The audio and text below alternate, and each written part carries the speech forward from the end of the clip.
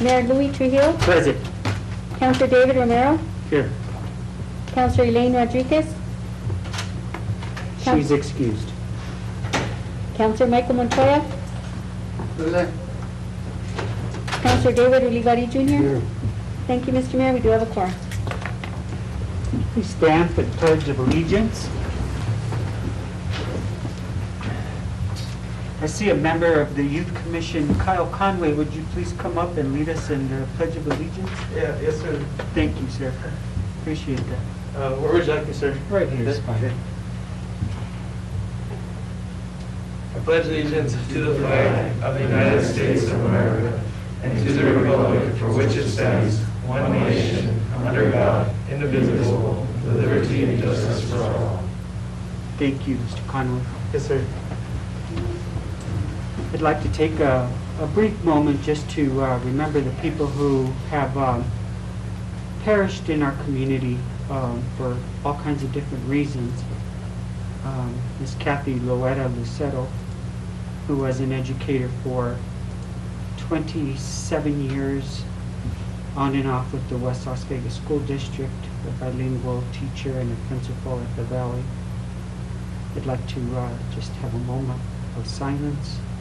Mary Del Gutierrez, who was a very proud Democrat in Las Vegas, a very political person and very political icon in this community. And for the people who have been sickened with the coronavirus, and we ask that you keep people safe, Lord, and that you protect all of us, and that you help our community heal in every way possible. Please take a moment of silence.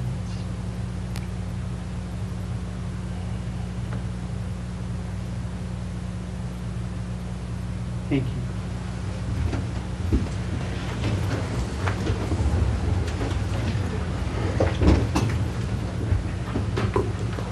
Next order of business, please. Mr. Mayor, approval of the agenda. Mr. Mayor, make a motion to approve the agenda as presented. There's a motion on the floor by Councilman Romero. I'll entertain a second.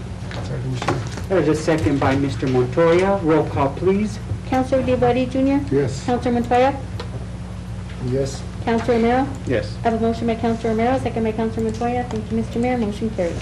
Thank you. Mayor, next on the agenda is public input. We have one public input, Ms. Pat Lehan on the Charter Commission. It's been a while. Do I just go up there? Yeah. Hi, I'm Pat Leanne. I just wanted to say a few quick things. I was glad to see that a Charter Commission had been formed and that our local constitution was going to be looked at. And then I read the Optic article recently and some concerns emerged, and I just wanted to then, what I did was I went to the amazing 146-page packet for today, and the only documents in there related to the commission were for setting them up and dissolving, but no details about the amendments. Let's see. The August 19th minutes. That's great that that stuff's online. I love that. So I learned there about some of the amendments, but not about the rationale, or there was just not enough detail for me to get my head around the suggested changes and the reasons behind them. And my most concerning ones were about the one with the highest number of votes wins. What a concern I have about that is, of course, you can have 15 people run in a race and have 30% turnout of the community and then have someone with 15% of the vote win. That's a little scary. So I do want to encourage you all to consider instant runoff voting. That could be done immediately if the goal is to eliminate the expense of a runoff down the road. Instant runoff voting is a really good option. The national experts on IRV actually are based right here in northern New Mexico. I would love to bring them to do a presentation if you're open to that idea. Also, I remember when we had 8 counselors. It didn't increase representation. All it did was drag out the meetings. It was David Romero and myself, warriors Once I outlasted him. He left at 2 a.m., I left at 2:30. The meetings were always long and were not any more rich than they are with 4. So it just, and I'm not saying not to do it, I just am trying to learn the rationale. So I'm really glad the Charter Commission is going to do a presentation, and I look forward to that. And I'm not challenging anyone's decisions, I just really need to learn more, and I want the community to learn more. Some people know nothing about it yet, and I know y'all are in a hurry, but this is our Constitution, ours, for our community. So I just want to make sure that you have something where the community can learn more about the rationales behind your decisions, and then they can more solidly either support or give input why they don't support it. So, and I just want to encourage people to wear masks, please. I'm glad that everyone here is, but I'm seeing some in the community who aren't, and I'm concerned. So, and our Las Vegas Police Department needs more masks. They actually showed up to a call the other night and apologized that they had run out. So let's make sure our police have masks as well. Thank you very much. Thank you. Mr. Mayor, that concludes public input. Thank you. Mr. Mayor. Mr. Montoya? Yeah. I know that our policies read that basically only items on the agenda need to be discussed during our meetings. I would just like to touch base on an email that I got, and I'm sure everybody else got, but I'd like to give direction to our city manager, Mr. Maestas. I'll forward that email to you, and it's pertaining to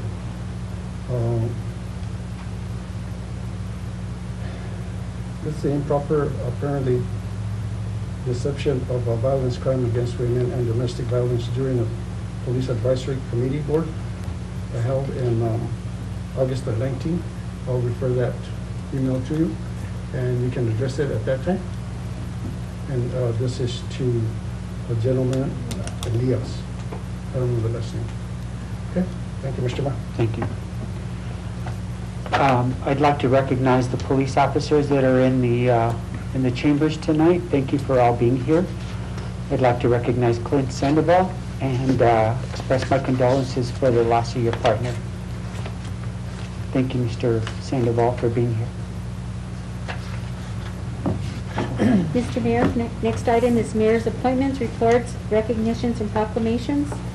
The first one we have is appointment of Pat Lehan to our youth commission. And of course, all of you have met Pat Lehan. I don't know if you want any more information in regards to her. She can step up and give you any more information if you need it. What's the pleasure of the council? Mr. Mayor, Mr. Romero? Make a motion to appoint Ms. Pat Lehan to the Youth Commission.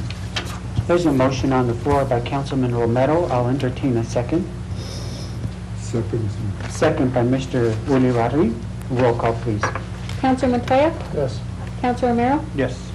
Councilor Olivari Jr.? Yes. I have a motion by Councilor Romero, second by Councilor Olivari Jr. Thank you, Mr. Mayor. Motion carries. Next is our proclamation for Semilla Natural Foods in business for 50 years. Thank you. It's not every day that a business turns 50 in Las Vegas, and if you have any more businesses in our community that have stayed open for quite some time, please let me know and I can recognize them with a proclamation. Is Jane here? I know Mario's here. Hi, Jane. Hi. Welcome. Please come forward.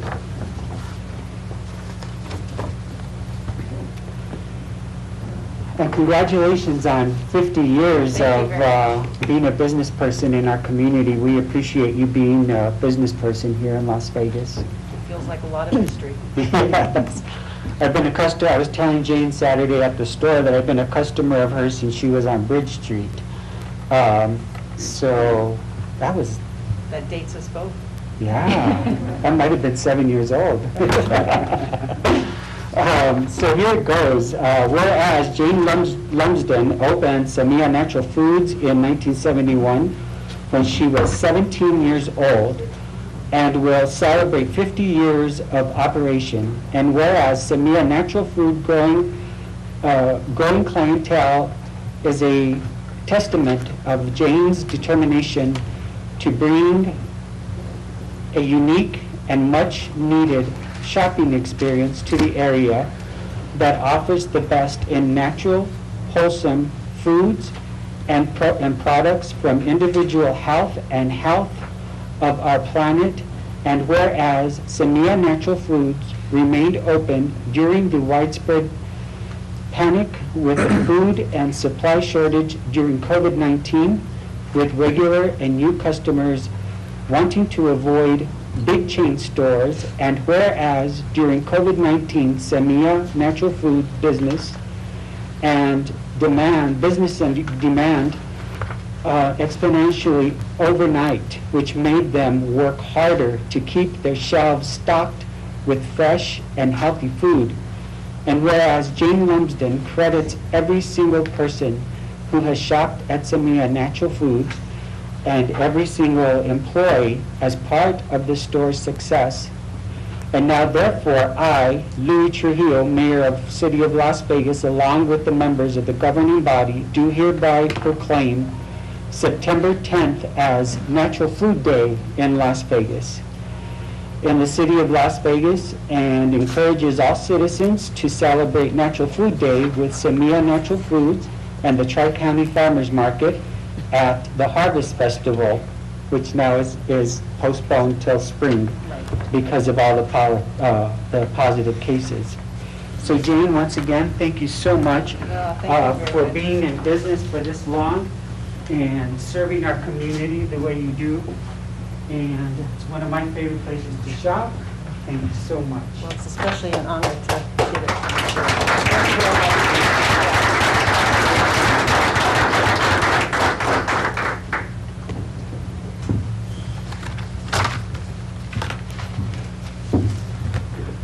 Mr. Mayor, next we have recognition of police officers Elia Asanella and Dennis Lujan III.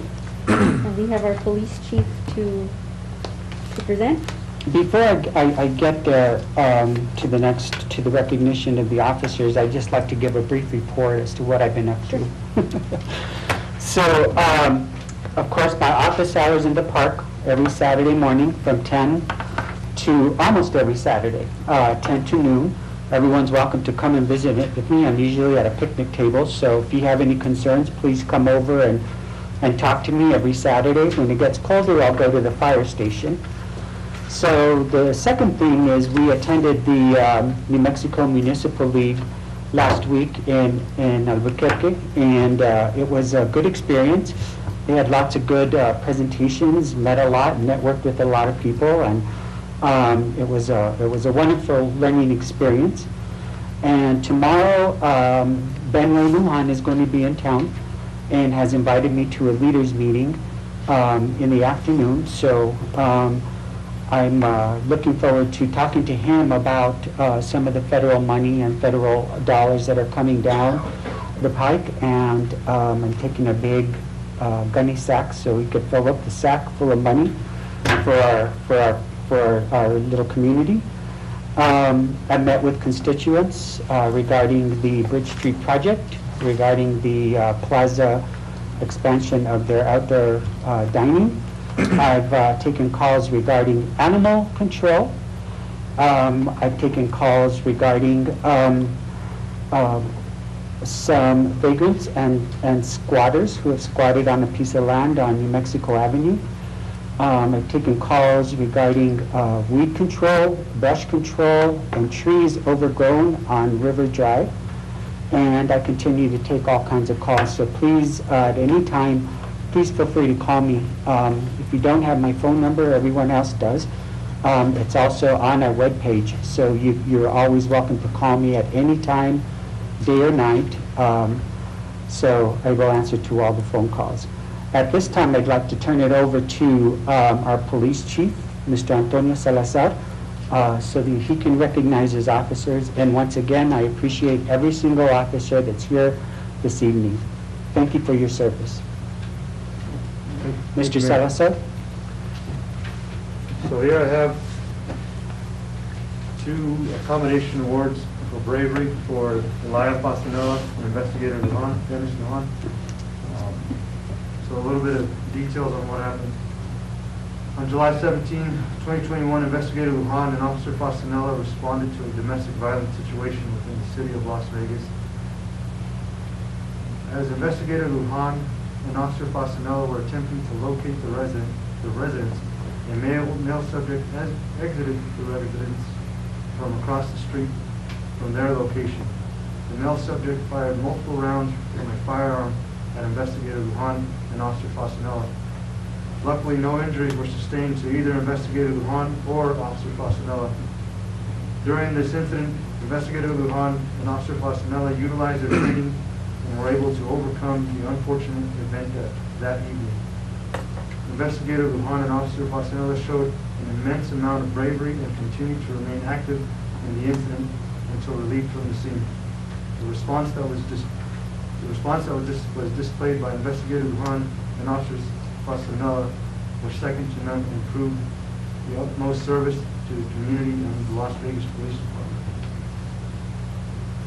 So at this time, I'd like to present Dennis Lujan and Elia Fasanella, both Medal of Valor. Dennis Lujan, thank you. Medal of Valor to Elia Fasanella. Also, both medals for Investigator Lujan. Officer Fasanella.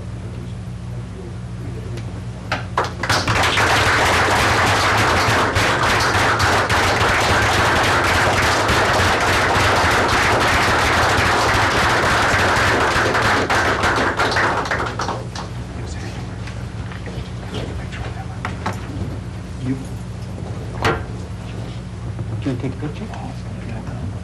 Can we take a picture, gentlemen?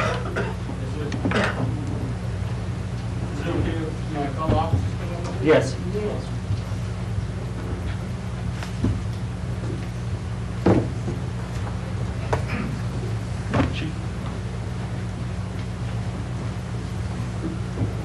Says a lot that he even wants his brothers in the picture with him. That's pretty cool. You can face this way if you'd like. This way? This way. This way. Okay.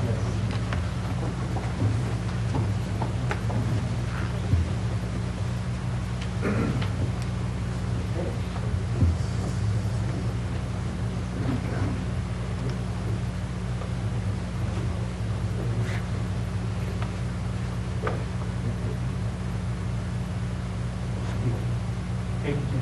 Thank you. Appreciate it.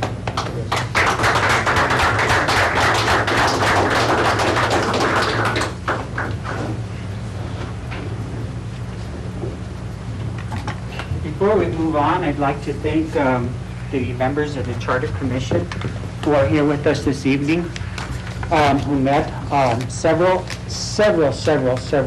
meetings, took the time out of their busy schedules to be on the commission. And at this time, I'd like to recognize Christine Ludi. Thank you. I'm sorry. Lee Einert, that I've known forever. His name escaped me. Francisco Aparaca, Matt Martinez, a former mayor, and Greg Salazar. These were people that were on the Charter Commission who worked very hard to review the charter and to make those proposed changes. Thank you for your hard work. I appreciate it. Next order of business. Mr. Mayor, councilors' reports. Councilors? Mr. Mayor? Mr. Romero?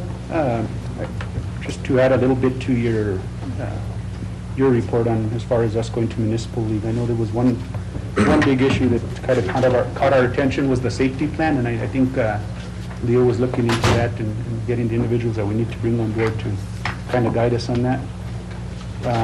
Another thing I have on my list is the street sweeper. I went by and I don't, some of the areas on the west side of New Mexico haven't been touched, it seems like, so I don't know if we could have the street sweeper go by there. I mean, there's actually, a good inch or 2 inch of runoff in some of those areas. Another thing that was brought to my concern, and I know, a permit was done, but one of the concerns is the fire lane at the plaza area. Is there a marked fire lane? Yes, there is. Where would that be? It's, are you asking where it's at, or? Is it a, It's a fire lane that we made so that the fire truck can make a right-hand turn, a wide right-hand turn if it needs to happen. because I went by and is it painted or is it, or where? The asphalt is painted. Okay. Yeah, we didn't want to paint the curb, being that the curb, we didn't want to have to paint over that when we do away with the fire lane, when the temporary permit ceases to exist.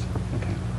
So we wouldn't have to cover paint on top of that, but the roadway will be redone, so that painted area will be a brand new once we finish the milling the surface. Okay, because there was just kind of some concern if, there was, with the, not so many parkings and, if there was an area that, cars are, because I don't know, I'll have to sit down with you and see where that fire lane is, but just there was concern if there was a fire in the area, that there was no. It's 3 parking spots, Okay. and there is no fire hydrant in that area, so it wouldn't impede any fire operations. Okay. And my next one is, I guess my question would be to community development, and I hate to do this, but, I guess I could only ask so much, and I want to ask my counselors, what they feel about this situation. These are only a couple of pictures, but as a counselor, it gets frustrating when you bring some items over and over, and you have to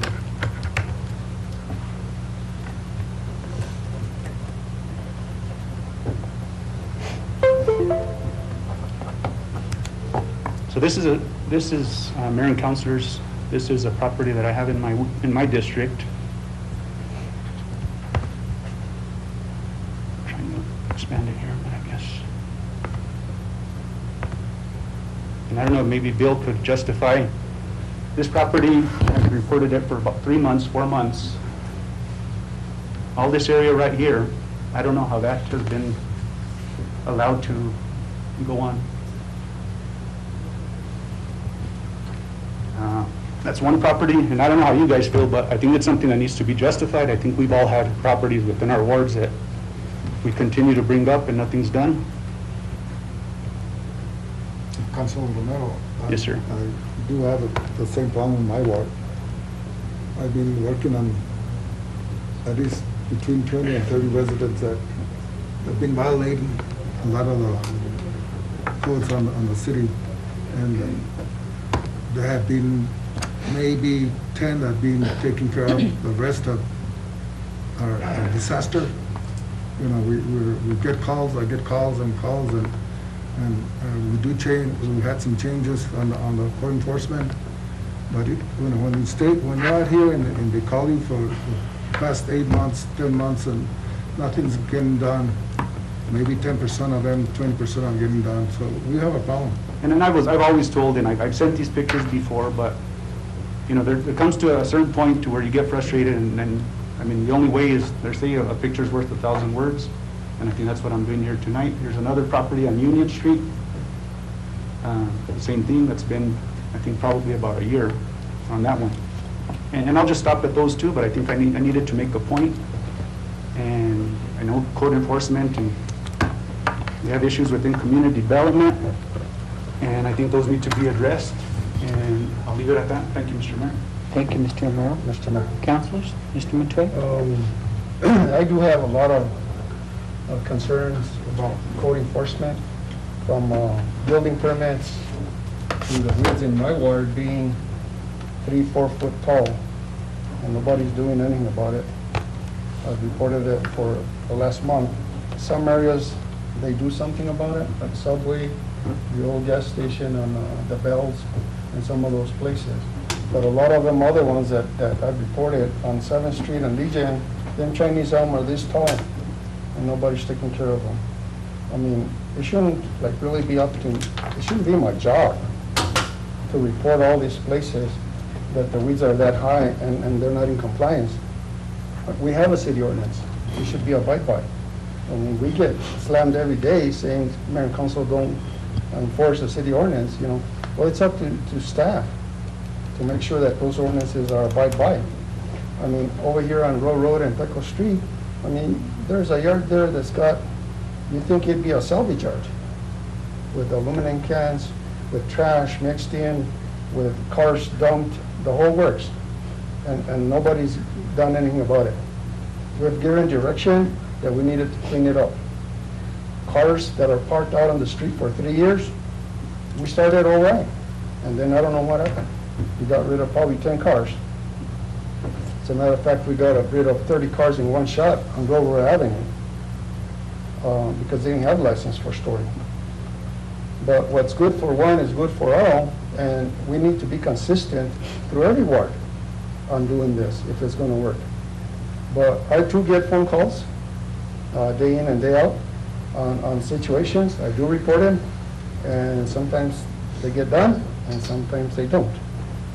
So I think it is an issue, and I was going to save it for my councilman's report. We're in councilman's report.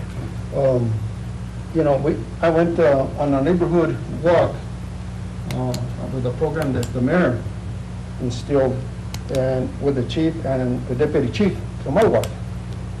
And it was like a 3-hour, it was supposed to be a 1-hour walk. It ended up being about a 2.5-hour walk, because the more we found out and the more we went, the more enjoyable it was. Talking to the neighborhood, the people in the neighborhood. And I found out that, you know, some people wanted speed bumps, some people wanted street lighting, some people had concerns about motorcycle loudness, some people had concerns about speeding, and some people had concerns about no road patrol after a certain time during the day. So those were some of the concerns that we found out.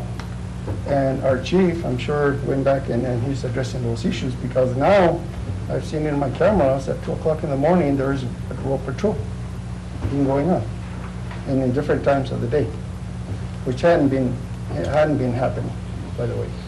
So our parks director, he's doing the best he can with the 28 parks that we have. And I applaud him, because they're in decent shape.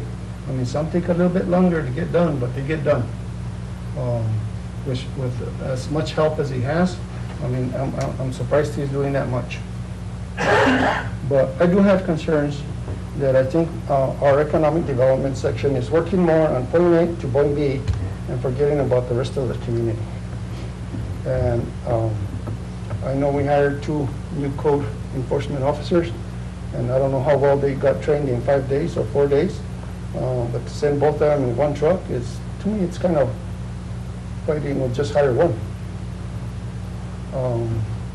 If I don't see them in uniform, I don't know if that's, you know, it should be a position that's respected. And identification cards or a badge should be given to them, and so forth. I see a lot of issues that I could go on and on, but I do get your point, Mr. Councilman Romero, that some things are not getting addressed, and you can see it out there in the neighborhoods. The other thing on a different subject, if you're done with that?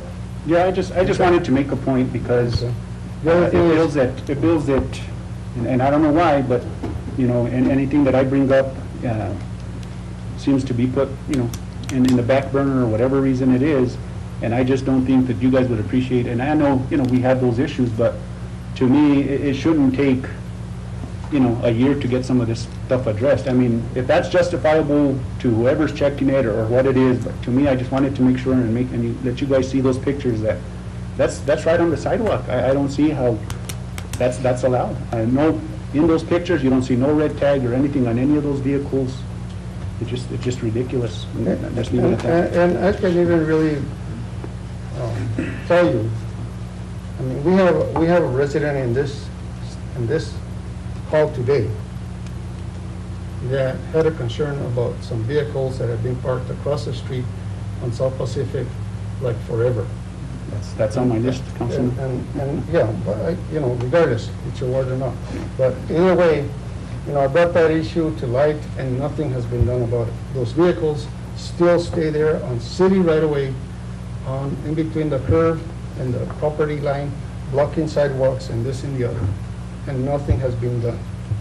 Those are the kind of examples. I can tell you, like I said, I could go on and on and on, but apparently they're being left on deaf ears. And I'll leave it at that.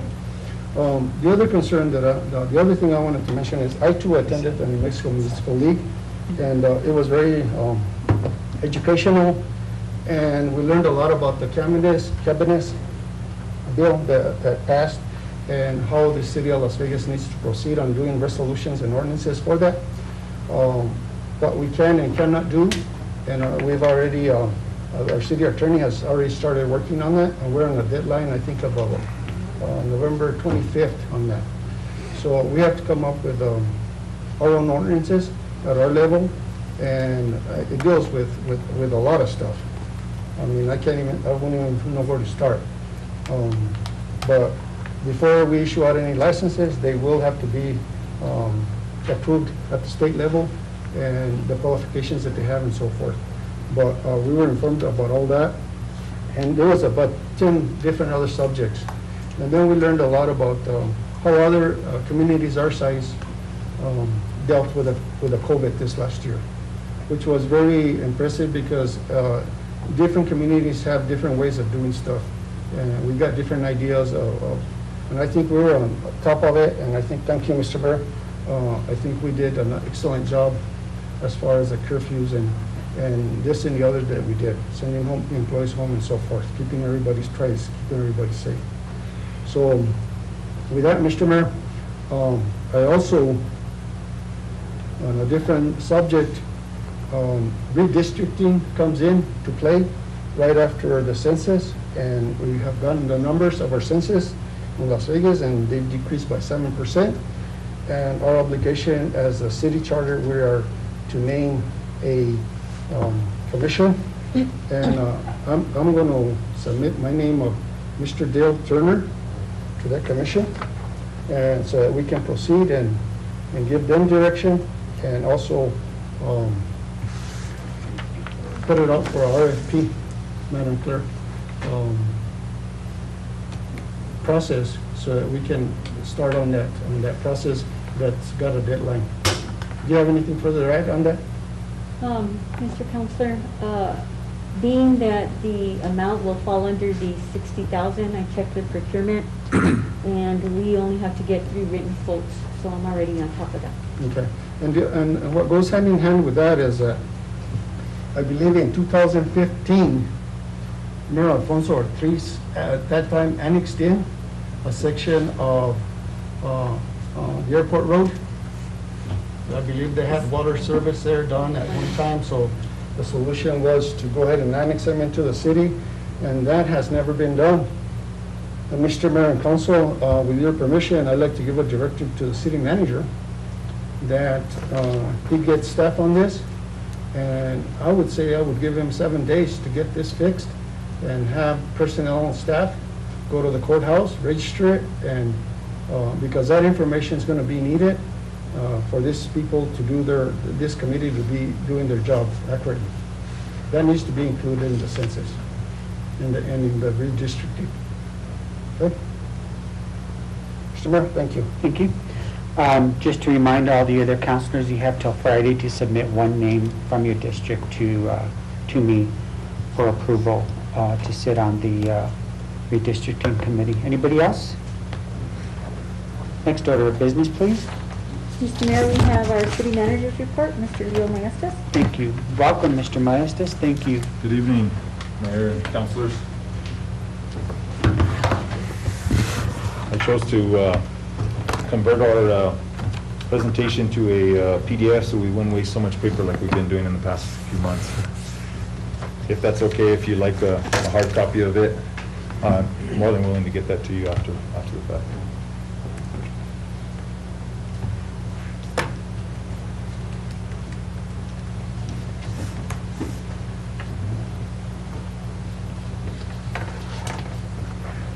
I'd like to first start with welcoming our new staff that we've brought on board in the last month. We have 6 new hires, starting with Mr. Ronaldo Arin in Public Works Department, maintenance worker.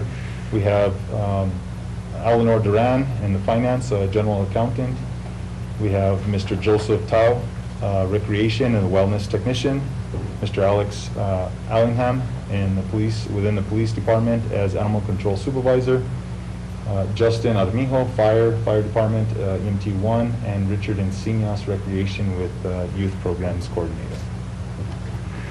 Moving on to new business licenses that we've had in the last month, we have 5 new businesses that have filled out the licensing form, which is Bethel Pentecostal Tabernacle, Las Vegas Funeral Home, LLC, Baldy's Yard Services, LLC, Illmatic Construction Incorporated, and Hogs Grill.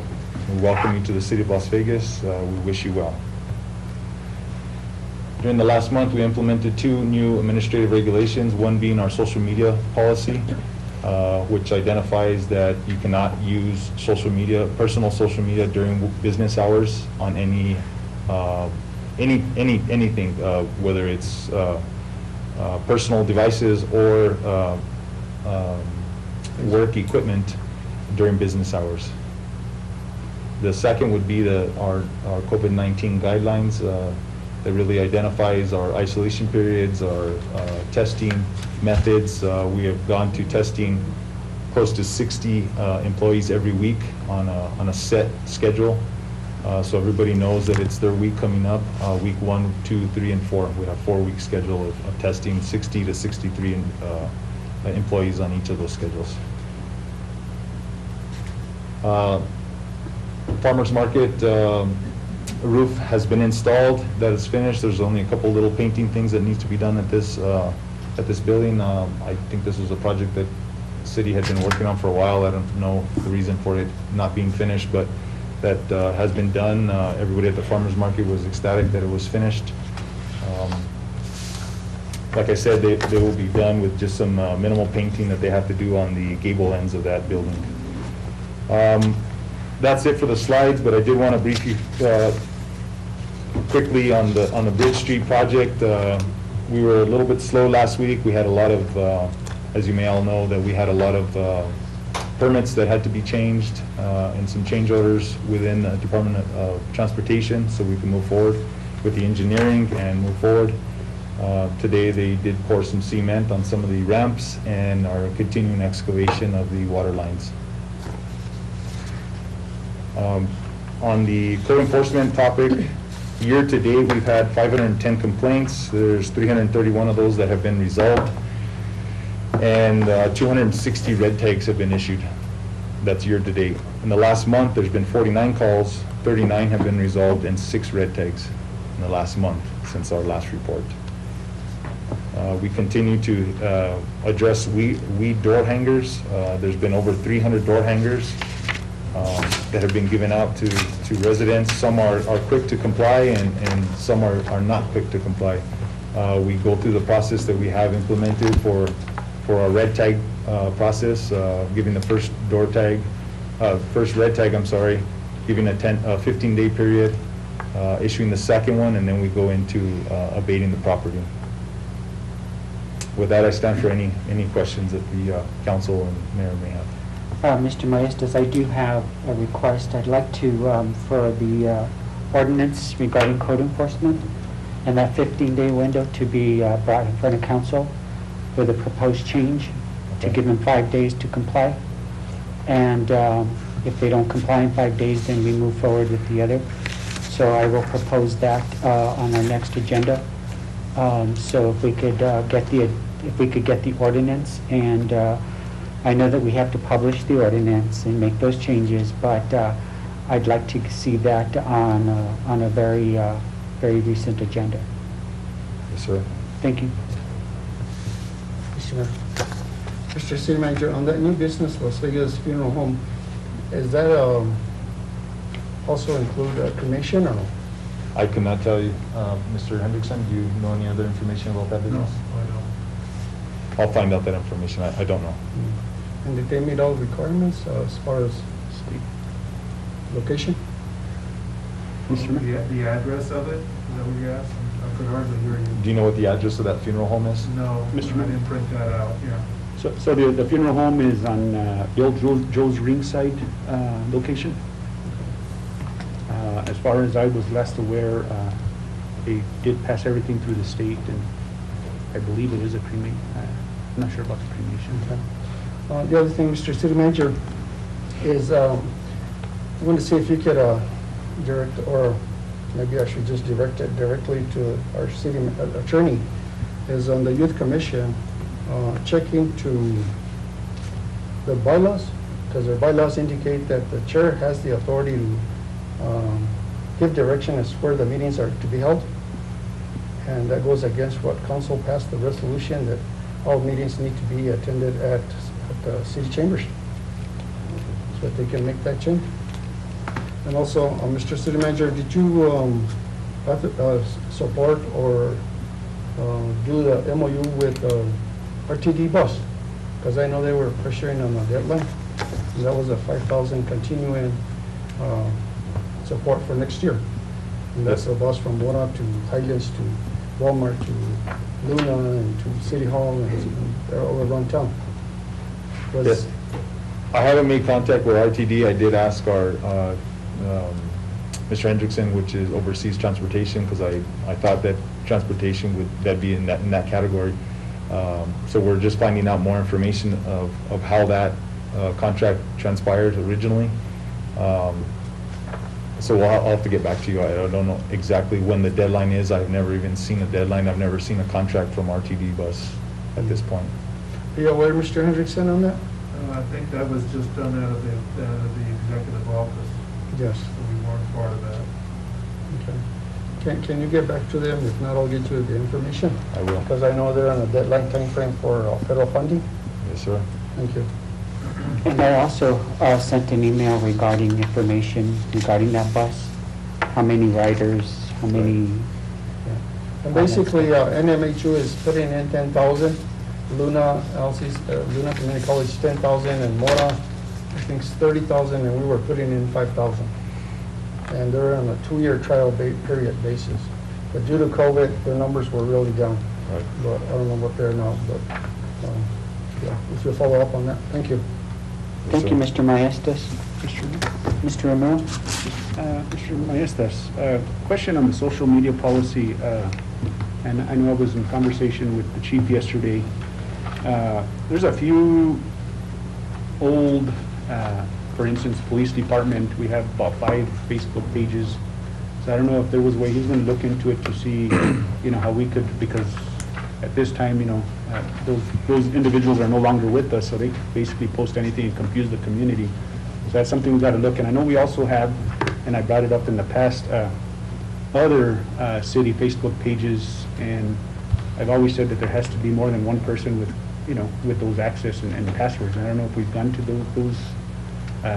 I know I suggested to Chief here with the new police department one. I mean, that should be within IT. So Right. when he leaves, or if or change happens there, then that page, the community gets used to that page, and we're not switching every time there's a change in Right. leadership. So you could look into that. The other part that I kind of wanted to give you kudos, is I know you did, with the roof there at the farmer's market, I know in some projects you've had to kind of push a little more, and you did get a savings for that, and I know you don't want to toot your own horn, but I'll give that to you. You did, have saved the community some money on that, so thank you. And then as far as the code enforcement, going back, you gave us this report now.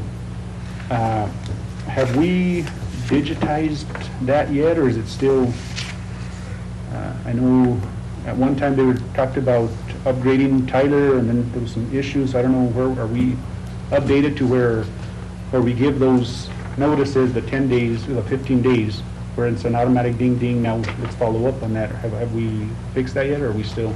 So I have spoken with Mr. Minus, and maybe Mr. Anderson can chime in, but they do have a computer system software that they input pictures, they input any data that's tied to that property, and it does give them a notice when that 10-day or 15-day is up for another viewing.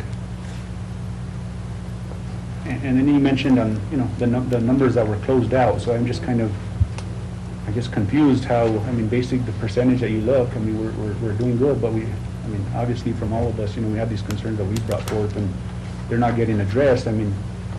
So how are those figured, or the ones that we're reporting aren't in the system, or what's happening there? So we're always going to have problematic properties throughout the city that people that are gonna fight us on cleaning their properties, and then that's when we go into abatement, and then we go into, what's the next process, Mr. Scott? Once we abate the properties, we put a lien on the properties. Once we put a lien on the properties, we can go to court and move to foreclose on those properties. There's a number of those that are in process of that right now, and there's a smaller handful that have already been foreclosed on. And with that, Scott, I think it's important to note that, we have had some troubled properties, and there's been one that you addressed, and now the city has taken ownership of that property through the procedures that we follow. Can you go ahead and kind of, and I think it's important for the community to know that, those that, some we do, but, there's a lot that need to get done, but, we're trying, this council has supported the idea of let's take care of some of these troubled properties. One of them has been a Dalton property, and we'll go ahead and kind of do that to you. Yeah, on the corner of Morena Street and South Pacific, on one of the corners there was an old gas station. Of course, there's always issues with tanks underground and whatnot, but that had just been abandoned and neglected for a number of years. The city had cleaned it up, and the city had a lien on that property, and that took it to court and asked the court to foreclose on the property so the city could recoup our monies. The city has cleaned up a number of properties around town, and we have approached the owners. It happens, it's rare, but it happens that the owners come forward and are willing to pay the lien amount, and they keep their property. And the ones that have refused to pay the lien amounts are getting their properties foreclosed on. And that will continue to happen until the city recoups its monies that it's spent. And that's commercial properties, that's residential properties. There's no property that's immune from that.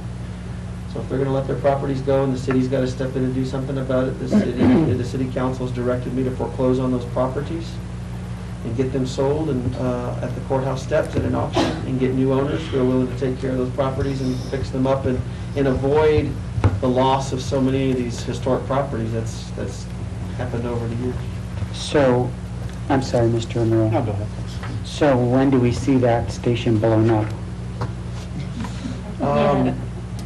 At this point, that'll be council's decision. Okay, tomorrow? Tomorrow's fine. I've been dealing with that for 45 years. Thank you, Mr. Mayor. Thank you. Thank you, Leo. Thank you, Mr. Maestas. Next order of business, please. Mr. Mayor, we have our presentations not to exceed 10 to 15 minutes per person. We have a presentation by Charter Commission reporting on the recommended revisions to the City of Las Vegas Municipal Charter. Thank you. Welcome, Mr. Apodaca and Mr. Salazar. Thanks for having us. Thank you. Mayor Trujillo, council members, city clerk. We've concluded our business that we commenced on April 1st in our first meeting, and we met several times, and I'd like to, again, if I may, recognize, although the mayor's already done it, Commissioners Ludi, Commissioner Reiner, Commissioner Martinez, and not with us are Commissioner Sandra Madrid and Commissioner Philip Martinez. We met several times over the past months and gathered, reviewed, and then discussed, took public input when we could. Because of COVID, that was difficult. It was mainly through meetings with citizens and gathering meetings with councilors and meetings with mayor. We came up with what we proposed amendments to the city charter.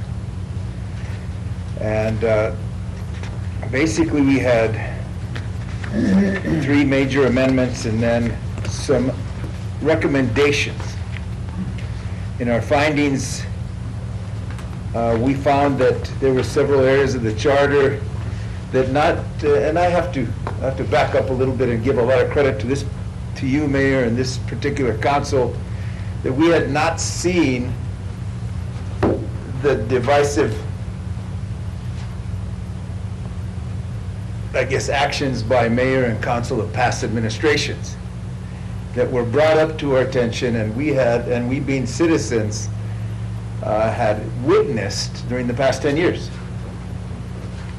And I give you a lot of credit for not following in those footsteps. I mean, we had a lot of bad stuff. I don't want to repeat those histories, but it was very divisive for the city. It was very uncomfortable for the citizens to watch. And as our commissioners were all steeped in good citizens of its community, we decided we would like to propose changes to avoid those past errors by past administrations, which could happen again because we may not have a council and mayor as we do now. You get a lot. But we've seen for 10 years prior, or more than that, probably up to 14 years, where self-interests ruled the council, ruled the city from every level, and with one mayor being charged and found guilty of misappropriation. There's ways to avoid that within the charter. One of the main things that we looked at was the number of what happened in looking at the history and having a former mayor and former councilor and others that have watched what happened to the city. We did settle on increasing the number of councilors back to 8, although it may make for long meetings. That's the way the cookie crumbles. You have long meetings, but you have better government. Because you have councilors making decisions, which they should be, because they're elected to do that, and the mayor, upon occasion, voting to break ties, representing their council districts. So we feel as a commission that returning to 8 limits the possibility of a stagnant vote. And we think that that's very important. Looking back at the history, looking at the original city charter, that the fathers of the city of Las Vegas encouraged, they did a lot of due diligence in coming up with that number 8. It was not willy-nilly, and they drew it out of a hat. We looked at the mathematics and the probabilities associated with ties. So we did a lot of due diligence in coming up with these provisions. I won't belabor this. You each received a copy of our revisions, and I hope you make them available to the public. We also looked at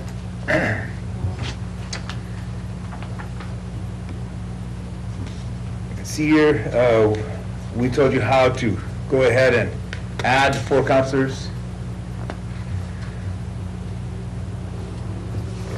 We changed the election requirements of a simple majority because of cost and time. We feel that, yeah, if we do get 15 people, well, winner take all. It may not be what some people consider a truly representative city, but it saves time and money, and more than that, time by council members waiting to resolve an election issue that puts them behind in the processes at City Hall. They miss the organizational meetings, they miss everything else, so consequently they could be left out of important processes. By eliminating that runoff, you save both time and money and equity within the council. We felt that was important. We had a lot of discussions, both with the council and with citizenry and with the mayor, about the question of appointments of city positions. And we looked at every aspect of it, and we kind of came to a consensus that there was something that we could do to modify the situation and come kind of to a middle-of-the-road approach, if you would, where it still gives the mayor the ability to name a cabinet by appointing or bringing forth up to 3 names that were qualified for the positions and bringing them to council. So we think that that's a little change, but it does not really, it's a middle ground between council and mayor. we changed that to 2 qualified applicants. Qualified, as defined, their qualifications as defined within the charter. We thought that was a good resolution to that problem. And it doesn't give any more power to the council or to the mayor. And it still allows the mayor to bring forth people that they feel are qualified for the position. But at the same time, we met the council halfway and said, well, then you would choose from those and appoint them. So it's a little change, but it's significant. We feel we did our due diligence in that aspect. We also modified the periodic review of the city charter. We find that that's difficult. According to the charter, the way it reads, it should have been done every 5 years. Of course, that's not your fault. It was 10 years into it before you had the next revision and review of the charter, which we feel if we had followed the charter and had it every 5 years, it may have avoided problems within that we saw historically, bad problems. And we'd also like to extend the time for a 6-month period at minimum. I found that, and the commission found that the sunset period given to us because of dates was a little too short of a period of time to do an adequate job, because we couldn't do things like public meetings, have public input sessions. Of course, COVID hampered that. But we did the best we could by broadcasting our meetings on Zoom, by inviting counselors, by talking to people on the streets. But it lacks that public input section. So we'd like to modify that to assure that the Charter Commission would meet and have adequate time to come back with proper revisions. Give everybody a chance to speak their mind. Those are the recommended amendments, but we also have recommendations. And there's a number of them. There's 7 recommendations. Your organizational meeting, one of the things that brought forth is from the counselors and from the community, and we wrestled with the problem of agendas that had come up before. Who controls the agenda? How is that controlled? Who does it? Who has the power? It lies in your hands all the time. It's in the charter. It's your organizational meeting. The council forms the rules that you work by. Read the charter. We insist that every charter member that comes up, council member, gets a charter. And if you have to have an organizational meeting and a informational session, so that everybody's on the same page. We're finding that that's not happening. You have the power to do that. You've just never elected to do that properly. It's there. And isn't there an ordinance that states? Well, they should formulate an ordinance for your rules. And it's as stated in the charter. It hasn't been done. So in effect, in some instances, you're your own worst enemies. You need to abide by the charter as it's, and the provisions as they're presented. Form your own rules.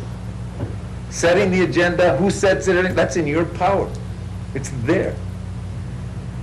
We thought, well, we went everything from an ethics commission to anything else in formula. We came to the conclusion we don't need that. It's already there. We just never have done it. Mr. We're going to wait. I just wanted to No, chime in on this real quick. you can go ahead. Respectfully, we're at 10 minutes now. Okay, let's speed it up. Thank you. Go ahead. Sure, Mr. I just kind of want to, kind of disagree with you on and I don't know if you know kind of the whole history. I know you've heard parts of it that, the situations that we ran in the past.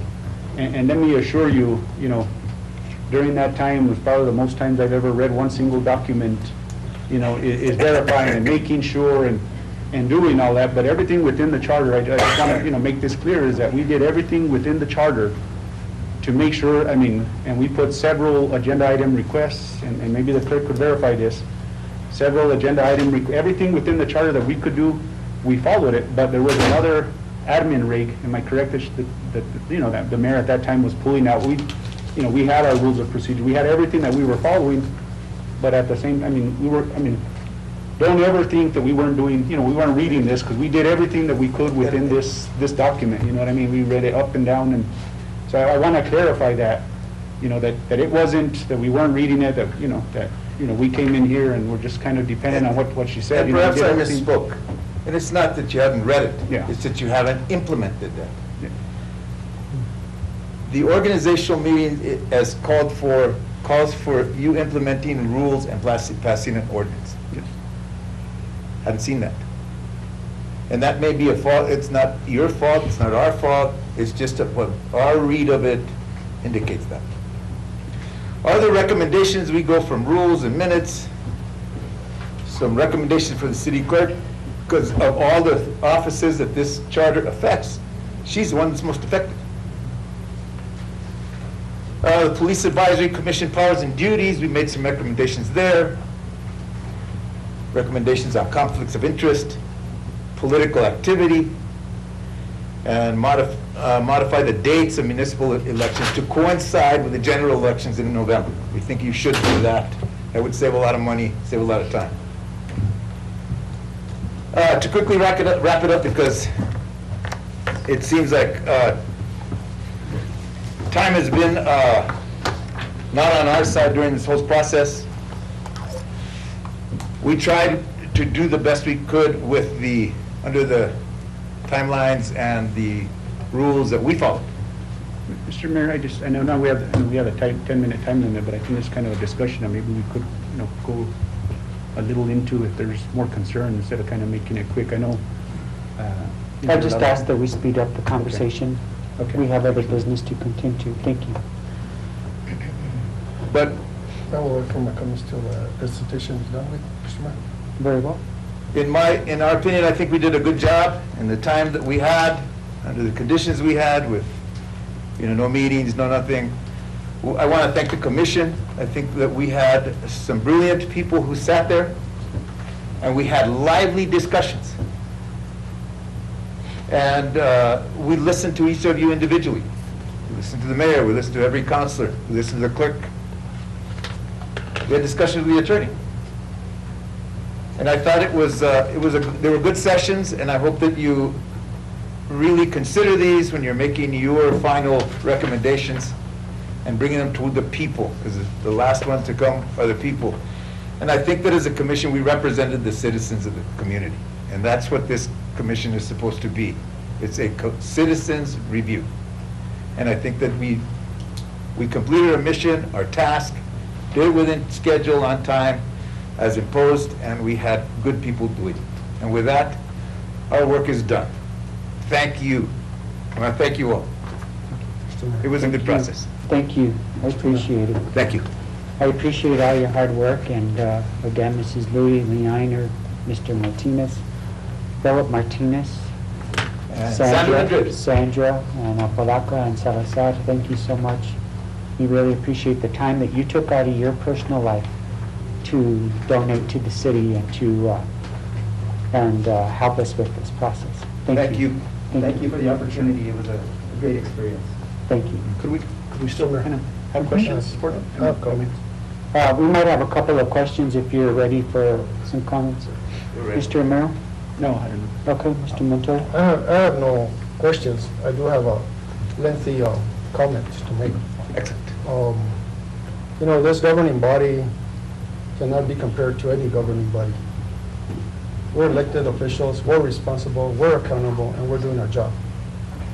We asked of you guys, the commission, on a resolution number 2066, dated back in November 11, 2020, to come up with amendments, not recommendations, amendments to the city charter. I tuned into a couple of your meetings, and I was at one of your meetings.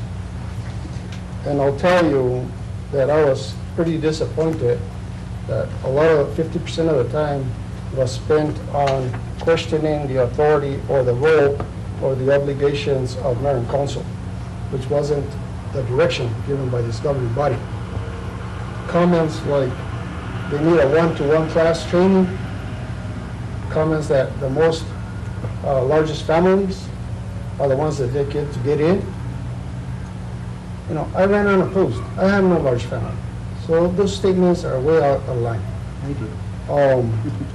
The terms, as far as qualifications of the mayor, to question the mayor's qualifications, really? To question the council's qualifications? Being illiterate, not having to be literate? The governor, the AG, has the same qualifications that mayor and council have. You yourselves, as citizens, have the same qualifications that we have up here. And that is being a registered voter, being an American, being a New Mexican, and residing within this district within the time period of 60 days, I think it is. So, for those comments to me are insults, whether it's to this administration or prior administrations. And according to this resolution, that was not your task. Your task was not to critique us or tell us how or we're not doing our jobs. The governing body hereby sets the duration of the charter to expire on September 1st. You wasted 6 months from November through April. April was your first meeting. One of the meetings, you didn't have a quorum. If you needed more time, which you requested for, because you didn't have legal representation, we gave you legal representation. You guys denied it. He wasn't going to tell you what to do. He was just going to guide you guys.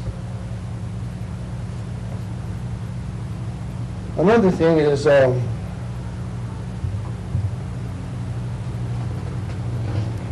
you come up with 4 amendments. And this is a recommendation, Mr. Mayor, that I'm going to recommend that we do. And I want to pass a copy to our city clerk, because apparently this commission thinks that we denied him the extension on the grounds that we didn't want to hear about him. But in fact, we're on the timeline ourselves. And I'm going to recommend that the city charter amendment that you submitted today on September the 8th, that council review and add additional amendments in a work session between October 1st and October the 16th. And on the second item is that we have public input for our citizens from October 20th through the 29th. And that the city attorney, and I've checked with him already, self-insured fund attorney at no cost, review all the amendments by the charter, by mayor and council, and by the community. All recommendations between November 1st and November 26th. And council approved those attorney's recommendations on the 26th when we get them back. And then council adopt a resolution to go on the ballot on December the 8th. And the city clerk submit to the office of the secretaries on December the 21st. And she's in tune with this. Election date will be on March 1st, I believe, or the second Tuesday of March of 2022. So we're in a time frame also. So it's not that we didn't want to allow you enough time. I think we gave you enough time, and I think your time should have been wasted a little bit better. But I tell you, we thank you for your time. I thank you, and you know, that's a hard thing to do, and to condemn mayor and council that we've never read the city charter, and the city clerk can testify that anybody that runs for office is given a copy on their packet to read when they file for any position in City Hall. Whether they read it or not, yes, Ms. Ludi, you are right. That's up to them. But I guarantee you that everybody here has read this charter and reflects to it as the Bible of the city of Las Vegas. That's the way it is.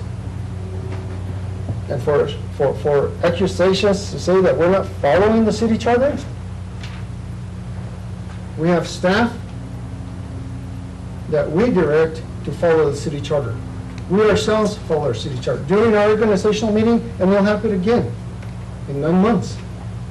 We met, in open public, we decided how we're gonna run these meetings, how many meetings a month, where everybody was gonna sit at,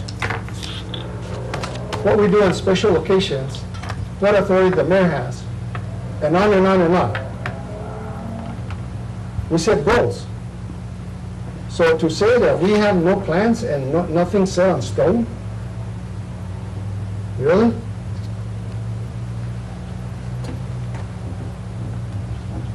Thank you, Mr. Mayor. Thank you. Anybody else, Mr. Mayor? I just kind of had some questions on, on discussion. I wasn't able, there was one that I attended and then saw another one online.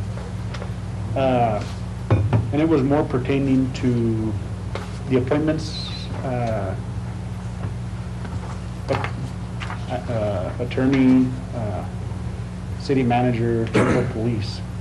And that one, and again, like you mentioned earlier, we kind of experienced this, so we want to make sure we get this right so it doesn't happen again.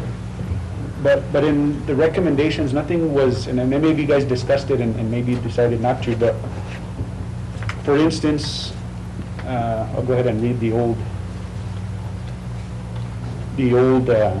charter, well, the current charter, but without the amendments, where it says, and this one was just the police chief. The police chief serves at the pleasure of the governing body and may be suspended or removed without cause at any time by the mayor, subject to the approval of council, or by the governing body by a majority of all members of the governing body.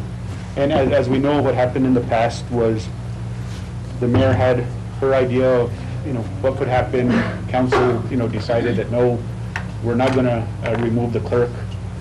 So, did you guys discuss that to, maybe we could put in language, because that's kind of what I was looking at, putting language that says, that if the mayor is, for instance, the position, we'll just, in general, the position isn't removed by council, then that position will stay until they're removed by a majority of council, or was that discussed, or? Again, we discussed that at length and followed it with recommendations and not a proposed resolution. Okay. So this recommendation, again, it goes back to the rules and how you approach them. It's set forth in the charter.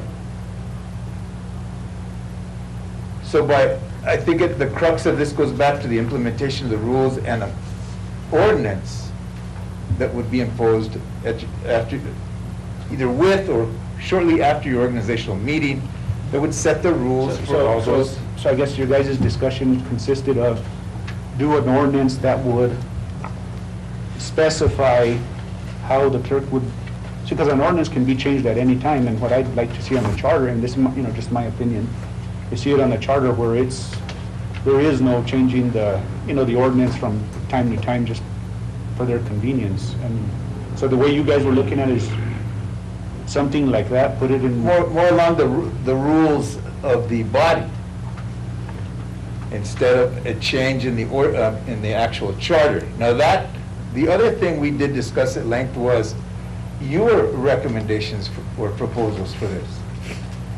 We went as far as we could with our recommendations, looking at what we thought we could do within the time frame. And we did that, we matched that, and we did it at length, because by the time we got to meetings, and yeah, we had one meeting without a quorum, as your body had one meeting without a quorum, recently. Public bodies, and we're not here paid citizens like you are either. We do this on our time, on our dime.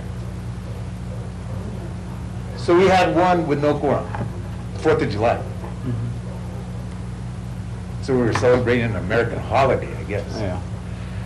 But aside from that, we left a lot of these things up to the council also, because you, as the charter is explicit in, can formulate your own recommendations for changes to the charter. Not just us. It's on you also.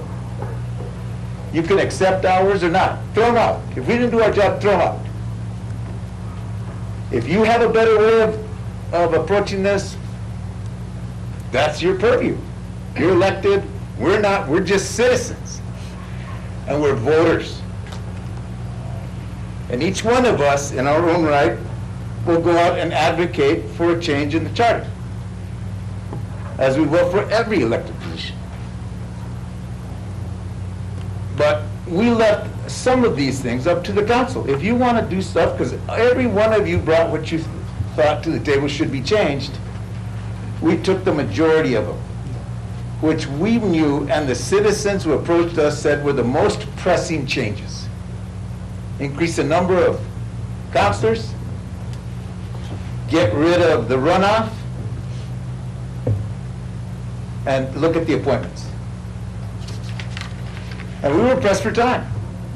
And we had special meetings. We just did not meet when we wanted to. We came out of our own businesses, away from our jobs and everything else, to do this and have lively discussions, because that's part of it. And that's what a chartered discussion should be, discussions. And it's not, according to the charter, something that's handed to us by the council. This is the citizens to you, not the council to the citizens. And if you have a problem with that, well, we'll see at the elected. That's our purview. Because we are a citizen committee, a citizen commission. And I don't think it was a waste of time on anybody's part. And to accuse us of wasting your time and our time, that's an affront not to us, but to the citizens of the community. And I take it not lightly, because I spend a lot of time that I came from my work to help in this action. And I'll leave it at that. But the rest is up to you. If there's other changes you want to propose, we left it for you, because it clearly states in the charter that we're to present to you, and you at that time can formulate your own recommendations. So based off of your discussion also, and I know one of the suggestions that I gave, and was, I guess, teeth, and I know it wasn't put here, and I know that's a touchy situation, and of course there are items on here, I'm not going to deny, there are items here in this charter that we didn't address, the council, the police advisory, and a couple other things that we didn't address. So, yes, there are things that we didn't do. So what was kind of the discussion as far as that part? Like, how were you guys? Well, that was a difficult part for us, and that's where we wanted someone with more legal expertise as to how to implement teeth, if you would. So, how do we implement some type of a punitive action for any action against you? So, and that was difficult to do. We didn't know where to place it. Who should be responsible for the punitive action? Is it the judge? Is it the ethics commission? Is it? We were at a loss, and all of us, the collective commission, from ex-mayors and councilors to, we've been around the block, looking at it from a legal point of view. That's why we asked for an independent review, someone to review this independently. And we did identify two people in the state who had significant municipal law backgrounds who could have given us direction on how to put teeth into this, because we couldn't collectively as a body come to formulate anything on that. We didn't have the legal forethought or foresight on how to and where to place that burden. That's a tough one. I mean, if you look at it, does it lie within the ethics commission? Does it lie within the purview of the municipal judge? Where would it be where it wouldn't be and be construed as having some sort of conflict? We didn't know. And I'll be honest with you, that was a lot of our discussion. And we didn't drop the ball, we came to a dead end.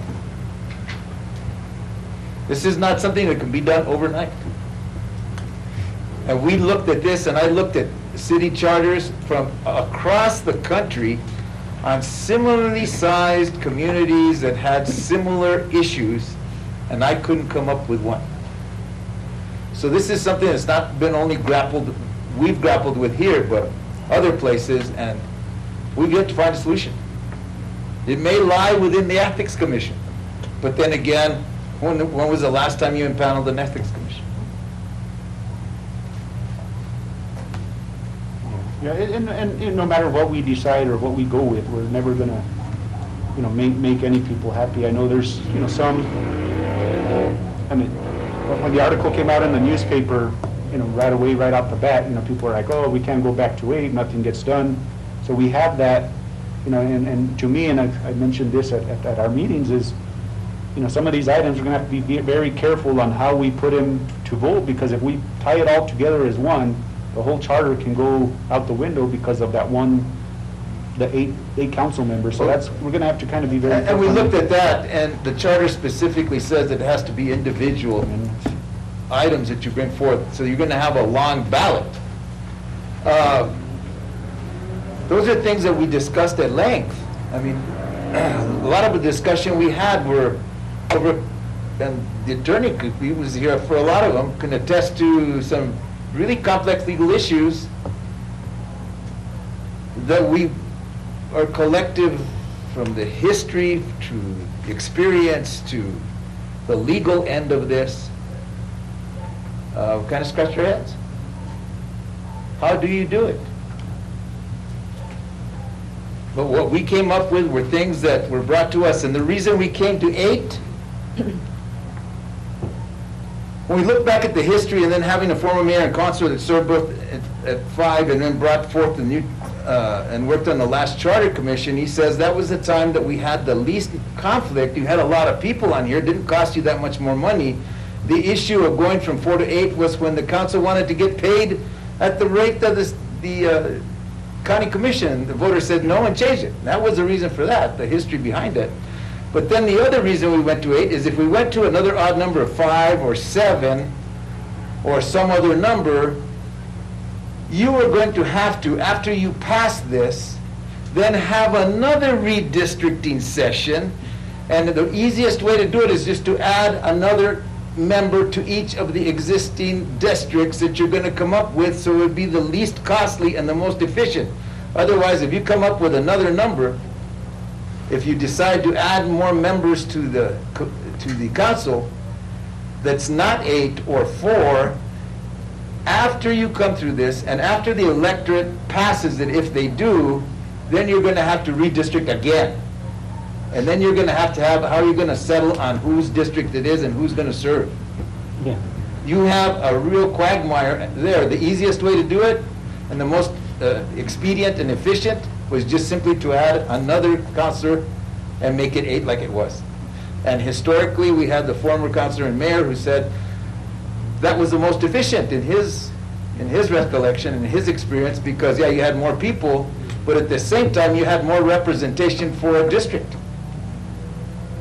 So you had more teeth. And I think that, I mean, it's kind of like Councilor Montoya had mentioned is, this council's, a lot different. I could, honestly say, and I've worked, with Miss Ludi, we've had some terrible times and we had some good times to where we were school board of the year at one time because we all got along. And I see that kind of happening here where, we get along. We might have our differences, but I could have a drink with the mayor. I could have a drink or lunch or with any of them. And that's at the end of the day the way it should be. But past mayors, and I congratulate you here, Mayor, that you didn't come in with an agenda and with a selected council member or whatever. He came in on his own, and he's kind of been working with, with us.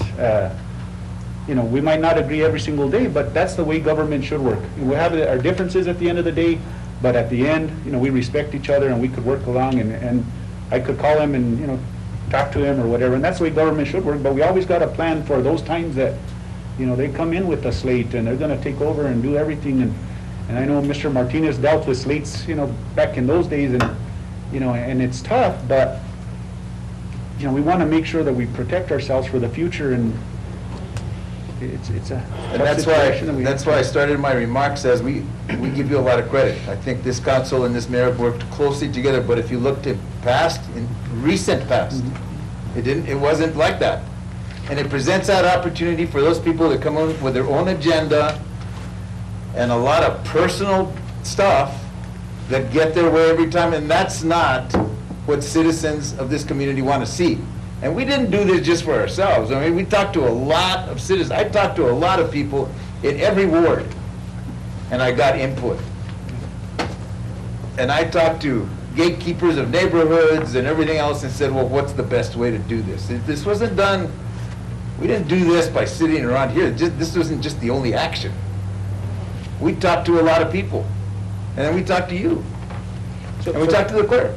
So going now, moving forward, Scott, legal, according to the proposal here by Councilor Montoya, so we would kind of have discussion next, and maybe I ask this to Councilor Montoya.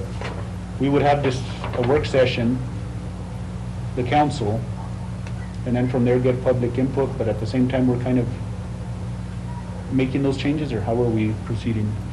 Council decides what's going to go on the ballot. That's it. You can take all of their suggestions, you can take none of them, you could do something in between. You can use some of what they recommended it as a basis to do something similar. There's no restraints on what the council can do here, so it's really, at this point, and maybe this is what the committee's saying, it's in the council's, the ball's in the council's court, and the council has to take it up, figure out what they want to put on the ballot, get an attorney to look at it. And I make think, sure it's- going back, this is kind of where my suggestion, I know, everybody had their different opinion, but my suggestion, we had this work session together with them, so because I knew this was gonna kind of happen, that, they were gonna, they listened to us, they put together what they felt, but now, there's some items that I feel, weren't kind of included. And I know you guys, I was gonna call you, but you guys had already kind of concluded all your minutes, so it was like, so I think that's where we kind of maybe dropped the ball, is we should have had that joint session together, so they knew, well, you know what, this is what we were thinking, and then we have those conversations together as a group, and we put something in concrete, because now, let's say we do make the changes, I know how hard you guys worked. Don't get me wrong, I was there, some of the discussion, when I was presenting, I hung around when Councilor Rodriguez was on there. So it's not like, you guys put effort, but I think the input from us working together at that same time is kind of maybe what we should have done, and I don't know. That's kind And of I my think opinion. you're right, Mr. Romero, Councilman Romero, I think you're right. I think that's how come we had agreed to have Scott be the liaison for the council, mayor and council, with the commission. But when that was kicked out, all communication seemed to have just gotten lost. They didn't have to have taken his recommendations to heart. They probably landed up in the trash, I don't know. But the point is, he was supposed to be the liaison in between the charter commission and because he knows what we deal with on a day-to-day basis. He knows what he thinks and what we think. So he was supposed to be like the liaison with the commission to work things out and guide. That's it. And he wasn't the law, but he would just guide you through it.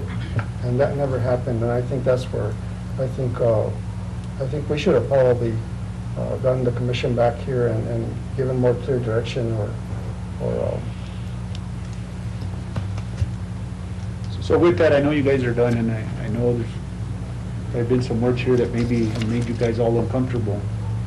But if we would have that joint, we want something that, you guys were thinking and that, if we have this joint session together with you guys and get your input, would you guys be willing to do that? Well- And commission one more meeting to make sure we're on the Our same commission is page? expired. But here's the thing. Those are our recommendations, and, you work with them. The attorney attended a lot of our meetings. He gave us input. At no time did we say we didn't want him there.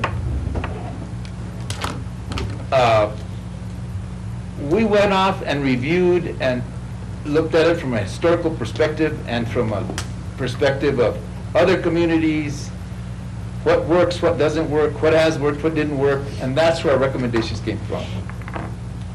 We didn't get to a lot of stuff. We didn't get to a lot what you wanted, or Councilor Montoya, Councilor Lee, even the mayor. We got where we got. And we had lots of discussions on that. And I think that every commissioner participated to the fullest. Mr. Ulibarri? Yes, thank you. Mr. Apollo, thank you for the charter commission that you guys did what you had to do. The only thing when I sat with you guys, we did talk about from 4 to 8, from 8 to 4. You know, our population's gone down. We're down to 12, 13,000 people. When we had 8 councilmen in the city here, there was 25, 30,000 people. You know, I don't think that 4 more is going to make a difference. I did tell the commission that the council and the mayor were working together, we're working real close together, we're doing better. You know, and the recommendation is there. But to have 4 more people out here to represent our 4 more in our wards, you know, there's 12,000 people, between 12 and 13,000 people. How much more can we do, you know? Well, just, and not to argue the point, but we looked at other communities that have up to 13 members and are smaller. The point was taking it to 8 so as to avoid any conflict of interest that may be brought forward again as those previous administrations did. And that's what sat with us. And that's what's sitting with the community. You know, a lot of the people in this community are embarrassed by what happened with the last mayor. They want to avoid that. And that's why we say we looked at the probability and looking at it mathematically, what's the least number, what's the least number we could go with that would really basically almost eliminate ties, so that one person couldn't influence over others, to have a representative democracy. You know, we can go back historically and look at other democracies where they had a mayor or a governor or a leader every day. I'm gonna ask a question that I know it's been brought up in the general public, but kind of something that I don't know, and I don't know if legal would have it, and maybe Mr. Martinez. You have these individuals that sit within the ETZ zone. And one time, you know, somebody has suggested, well, instead of you guys changing everything, you know, redistricting anything, what if you guys have an elected member from the body that sits within, you know, if you sit within the outside of the city limits, but in the ETZ zone, and have a representative from that area, because at the end of the day, they're getting water services, they're getting most utilities from the city, fire, all that. And I don't know, Matt, I don't know, you would, I mean, you probably know more history as legals and all that, if they can represent or they can't, and I'm just gonna throw that out there. If I may, Mr. Mayor, members of the council, hopefully I can shed a little light on that. Back when it became one vote, one district, one voice, wherever you live, it went from an at-large community to districts, wards. That's how we landed up today. But anybody who's outside the city limits cannot participate within the city limits election. It's just that simple. Expanding the city limits is probably the best way to do it. But let me just add one thing real quick. I don't want to leave all the work that's been done in just a, you know, a conversation or maybe a bad tone, okay? The last few years is the best record for our changes or recommendations. What we saw, what we witnessed is actually, at the end of the day, the reason it was easier for us to make these recommendations. The past was actually there for us to take a look at. You know, I had the pleasure of serving on the council when there was 8. I had the pleasure of being mayor with 8. I can tell you that I only voted once in my term. And that was to go into closed session after the councils figured out I had never voted. But imagine going forward that literally administrations, every single meeting, almost every single item, was a 2-2 tie that had to be broken by the mayor. So anytime you have more people representing the community, I think it's in the best interest of any community, okay? When we went from 8 to 4, it was all about dollars. And the council was stubborn at the time, they didn't want to consider it. So what it boiled down to is, the community took it upon themselves and they demanded. And what did we land up with? 4. And then all of these issues started to mount. I have to give you all a lot of credit, because you're working openly with each other. But it could change in the next election. It could change 2 elections from now. So it is a lot of work. Now, I do want to at least point out one thing to Councilor Montoya. When the Charter Commission, the last time, took on this project, we had a city attorney, but the Charter Commission was entrusted with a single independent attorney to give the Charter Commission recommendations. The work was more detailed because we went from a special charter to a home rule charter. Those are big steps that the community took then. If you can remember, referendum, initiative, and recall were the big items that people were talking about back then. And one of the reasons that we considered going that way, our independent attorney gave us all the options. This is the mayor, council, manager form of government. There's commissioner, manager form of government. There's a whole host of them. What was the best vehicle for us? So every step we took back then, somebody was reviewing it with legal. When our recommendations were done, then the city attorney jumped in, reviewed the document, took it to the council. The best thing I think that could happen is consider our recommendations, review them carefully. It's up to you. You have the purview to add, modify, change the ones that we recommended. But don't overlook the work that's been done, because like the chair and vice chair have done and the rest of the members of the commission, there was a lot of discussion in some of these things. You know, what it boils down to is there a timely system, like some of the issues that happened in the past? In other words, if there's an issue between mayor and council, does it take 2 years to resolve? By that time, forget it. How about getting it done in a week so that things can start moving forward? So going back to my original comment, the things that happened in the past have been the best sort of footprint for us to follow moving forward. And that's why our job was made a little bit easier, because we lived through it as a community. You guys saw it. You're just fortunate that you guys worked together. I don't know where we'd be if you guys didn't. So just want to give you my 2 cents. But I don't want to leave it with a bad tone, because a lot of time went into it. Thank you. And just for the record, we don't always get along.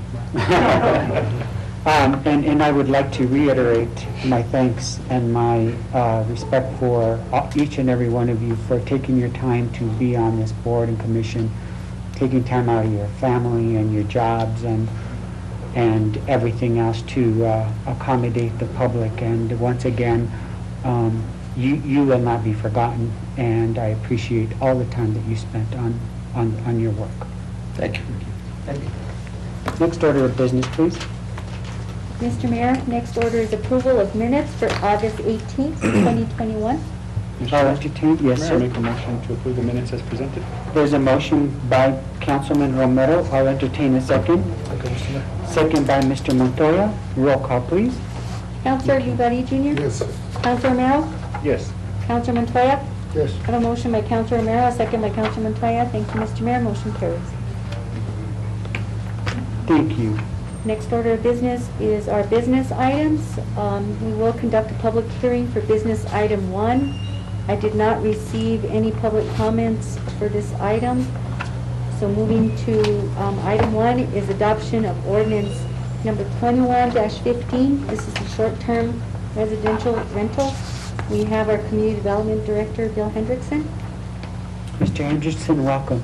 Thank you, Mayor and Council. Just a reminder, this is a new ordinance, and it's establishing permitting, inspections, and the fees that we're going to implement for short-term rentals, Airbnbs, and such. Mr. Mayor? Mr. Romero. Make a motion to enter public hearing. There's a motion on the floor to enter public hearing. I'll entertain a second. Second. Second by Mr. Ulibarri. Roll call, please. Councilor Montoya? Yes. Councilor Ugarte Jr.? Yes. Councilor Romero? Yes. I have a motion by Councilor Romero, a second by Councilor Ugarte Jr. Thank you, Mr. Mayor. Motion carries. We are now in public hearing. If there's anybody that is going to testify for or against the proposed ordinance, please stand up and be sworn in by our attorney. Mr. Sheffield? That's me, I guess. Raise your hand.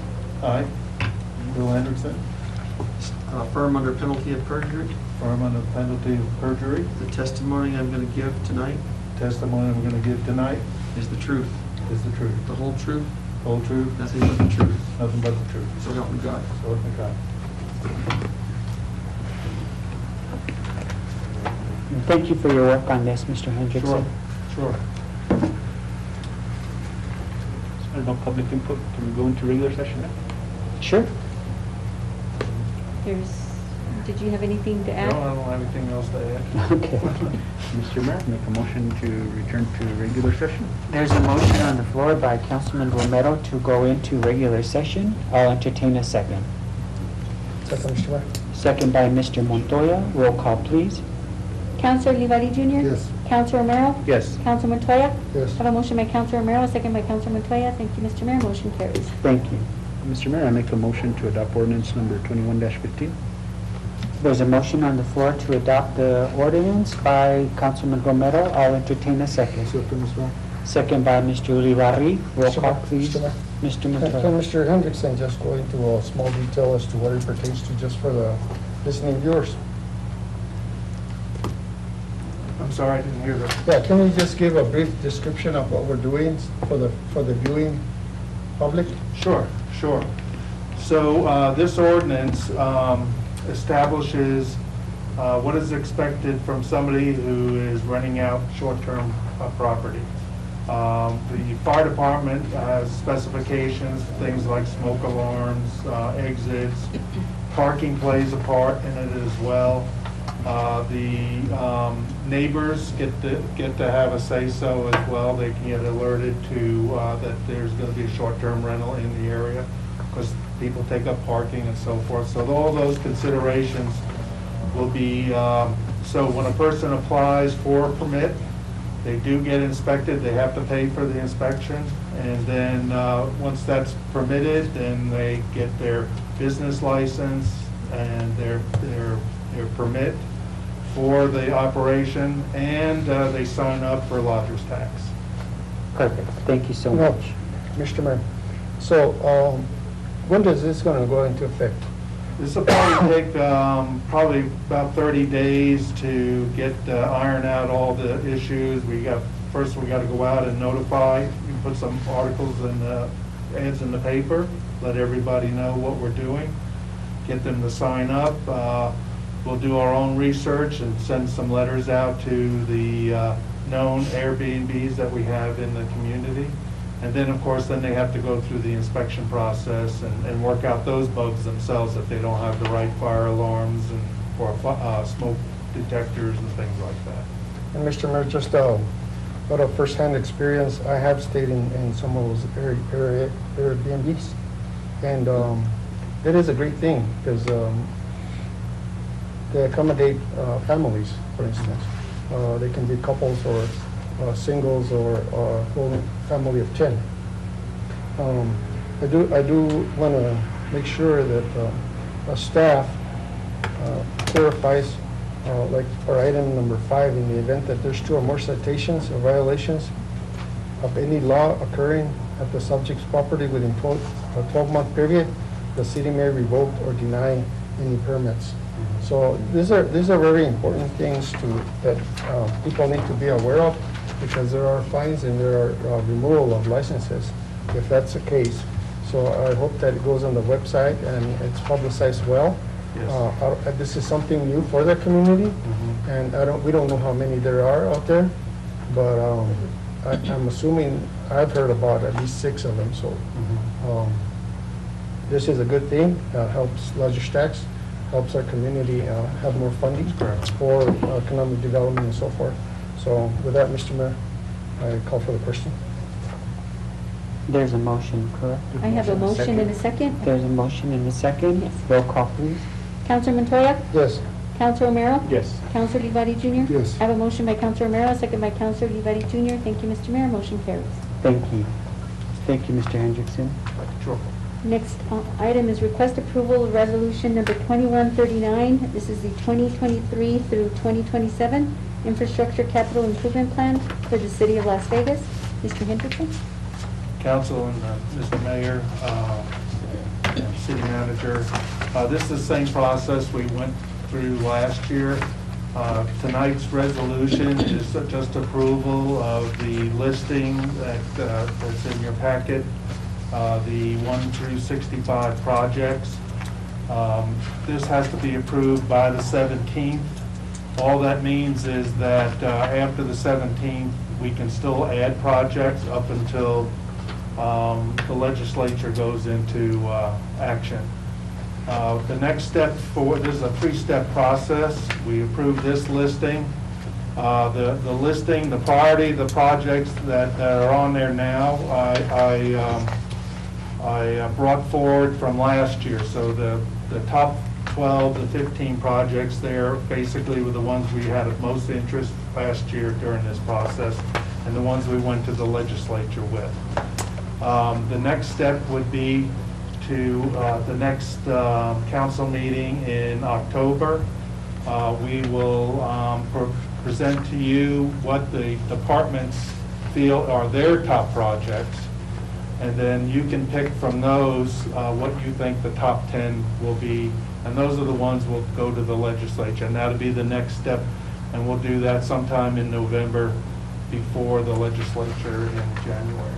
Thank you. Any questions? Mr. Mayor? Mr. Romero? No. Guess I'll have my time to roll the council, see if they keep their word on me. When we applied for the CDBG grant for Hot Springs, you guys were in agreement that a couple of the projects that I was pulling for right now, 52 and 53, were within my ward, were the major ones. And I would like to see if we can move at least 52 into the top 12. And that's just, for future grants. I know I've been talking with legislators to try to get funding on those, and I guess I'm holding you guys to your word after the Hot Springs agreement. You thought you weren't going to remember. Councilor, I'd just like to state again that the listing that's on this sheet doesn't necessarily represent what we feel are our top projects. Those we will determine at the next meeting when we do go through this process, and you will vote, your desires on whatever you think your top 10 projects are. We will make a recommendation, and you decide. What's the name of that last street in Commerce? Commerce. Mr. Hendrickson, I would request, I know Ms. Elaine's not here today, and she indicated that she wanted Commerce Street on that listing also included. So I don't know if there's any cost analysis for that, but I don't see too many projects on her ward, but I'd like to vouch for her on she recommended Commerce Street to be paved, because that's still a dirt road or a milling road here. So, but my concern is this. So we have a senator and a representative, and a lot of times what happens is different nonprofit organizations or, for instance, the Acequias or other organizations in the community, they go asking for funding up there. And they're elected officials, they're constituents like everybody else's. So whatever the senators or representatives do, I guess that's their priority. But if they want to be put in here on the ICIP plan, how are they going about it? Because a lot of that funding has to be on this plan. Are they coming to you, or? They could.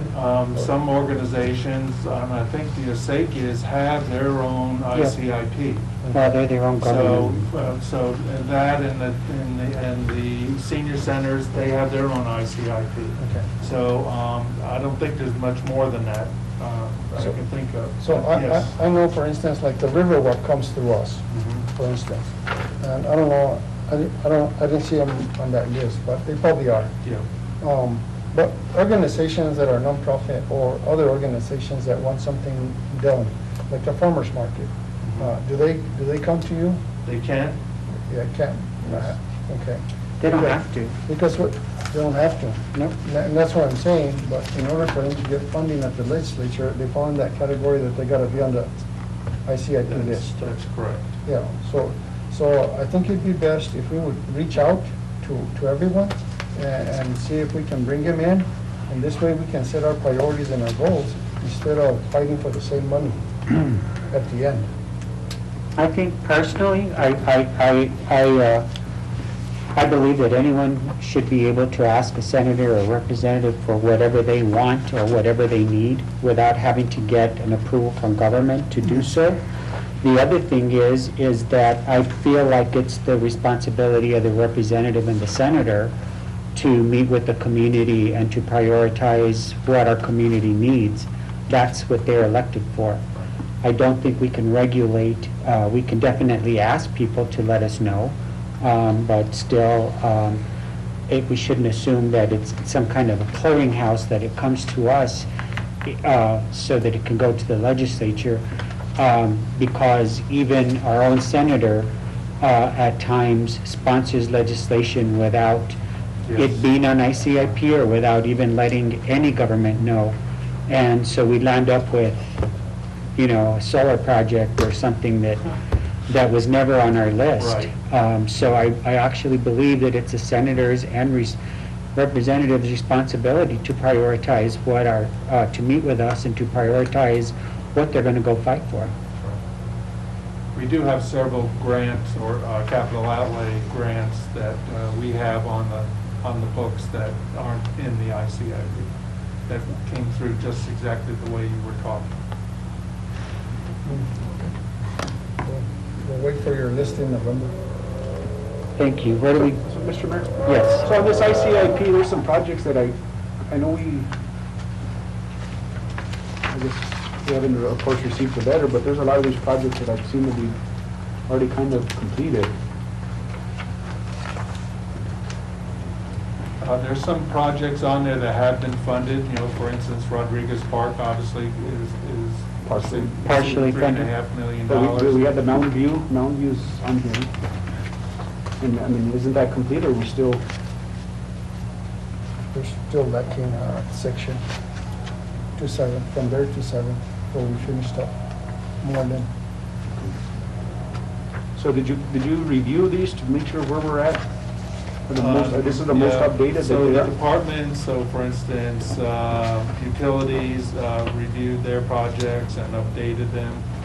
I've updated most of the rest of them as well, try to keep them current. So number 16, the fire station training facility. That's new. I know that is, but have we even found a location for that? No, not that I know of.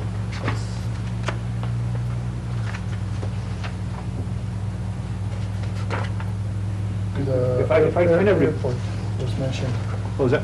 They were looking at the airport, see if they would allow them to have it up there. Should we get asked the airport for? Yeah, behind that hangar, and it's worked. Okay. Yeah, they were looking at that area. Because I know that was brought up, but I didn't know if we found a location yet, because if I recall that this can't be close to another fire station, just depending on funding. That's true. I think they're trying to focus it in an area on the south side of town as well. So, but you're right. I mean, they can't be too close.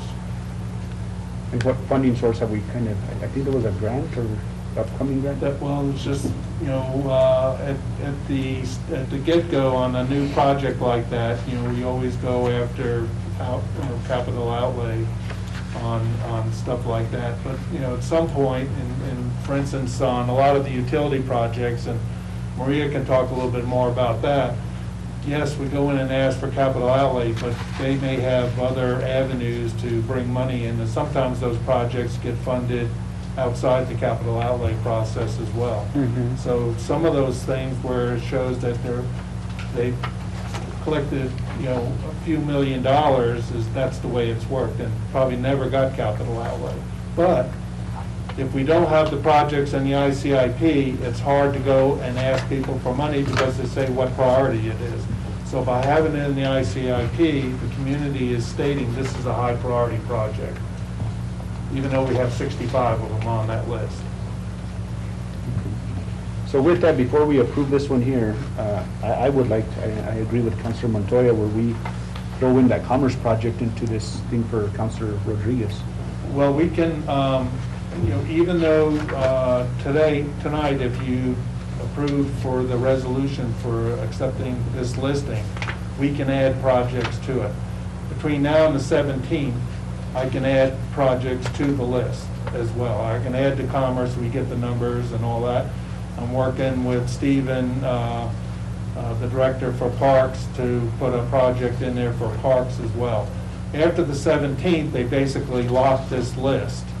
And then I have to, there's a process to submit the new project to it. So we can do that as well, if something comes up. Now that you said Parks, it just kind of caught my attention because in speaking with Senator Campos, but I know we got funding for the Crestone Park. We have to include this in here if we...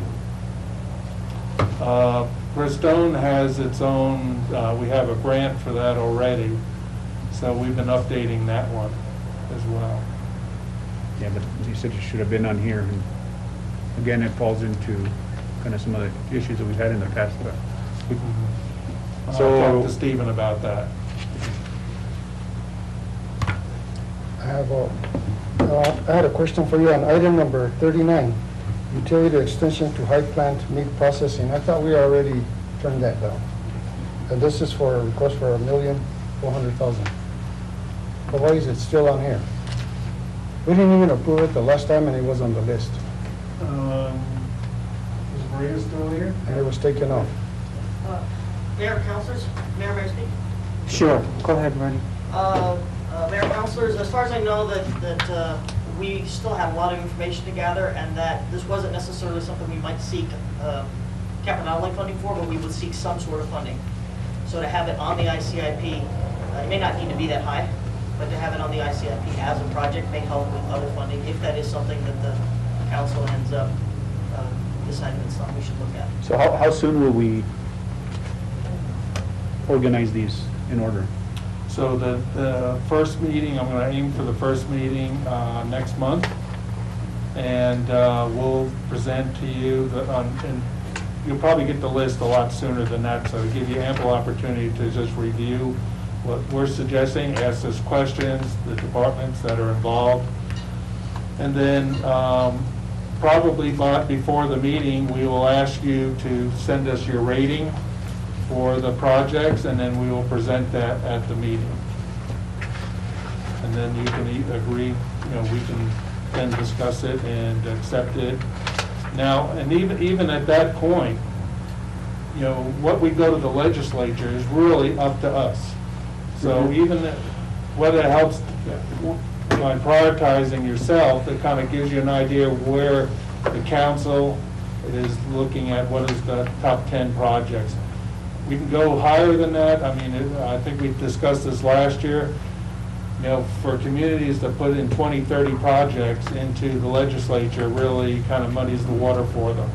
And so, and it doesn't allow us to really concentrate. And we submitted, I think, maybe 8 to 10, I think, last year. But the problem with that, Bill, is what staffing is, the legislative staffing is recommending from senators and representatives is that any projects that they're funding are in this ICIP. So that's why, I know you said we could ask for whatever, but at the end of the day, the priority is going to be put to those items that are on the ICIP. That's correct. So, but when, before the legislature kicks off, we will submit forms on what we think our top X number of projects are. And those are the ones that they're going to get, that's going to get delivered to them. They have access to the ICIP. You can look at the ICIP. But in the beginning, they're just going to focus on the piece of paper that we dropped on their desk. So with that, Mr. Mayor, I'll go ahead and... I had a question. So, Bill, so like this item right here, roadway maintenance dump truck, they're giving us $40,000, we're That's putting in correct. for another 200,000? That's the total cost of the truck. Actually, I just found out today that it may be even more now because of the economy. And then like, the bulletproof vests, I thought we had already gotten them all. No, I mean, it was on the list, it wasn't, it didn't get a high priority, and so, But I thought we purchased those through COVID money. that I don't know. Mr. Maestra, do you know? I saw it on the list, so I'll have to verify with the police department. I thought we had gotten cameras and vests and guns and posters. Cars. And belts and cars. The other thing that the police officers need are active shooter vests. I don't know if you're getting confused with the bulletproof vest or the active shooter vest. And also, in your motion, Mr. Romero, if you don't mind, I'd like to include Parkview Street. Parkview, that's right behind Walgreens. That street is in dire need of assistance, and the cul-de-sac in the end, there's none. It's a dead-end street, so if that can be added onto this list also. Okay, Thank you, we'll Mr. get to Romero. that. Councilman Montoya, may I tell you what the list was on those CARES Act monies? What was purchased from the Yes, police please. department? So it was 7 bikes, 25 unit computers, computer stands, belts, radios, 2 new units, body cameras, and tasers. What was the last one? Tasers.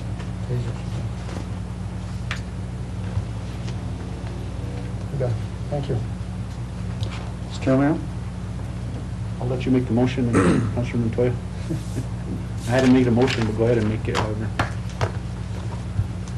We're going to make a motion, Mr. Mayor, to approve Resolution 21-39 to include, what was it, Parkview Street in there, and Commerce Street as part of the ICIP plan.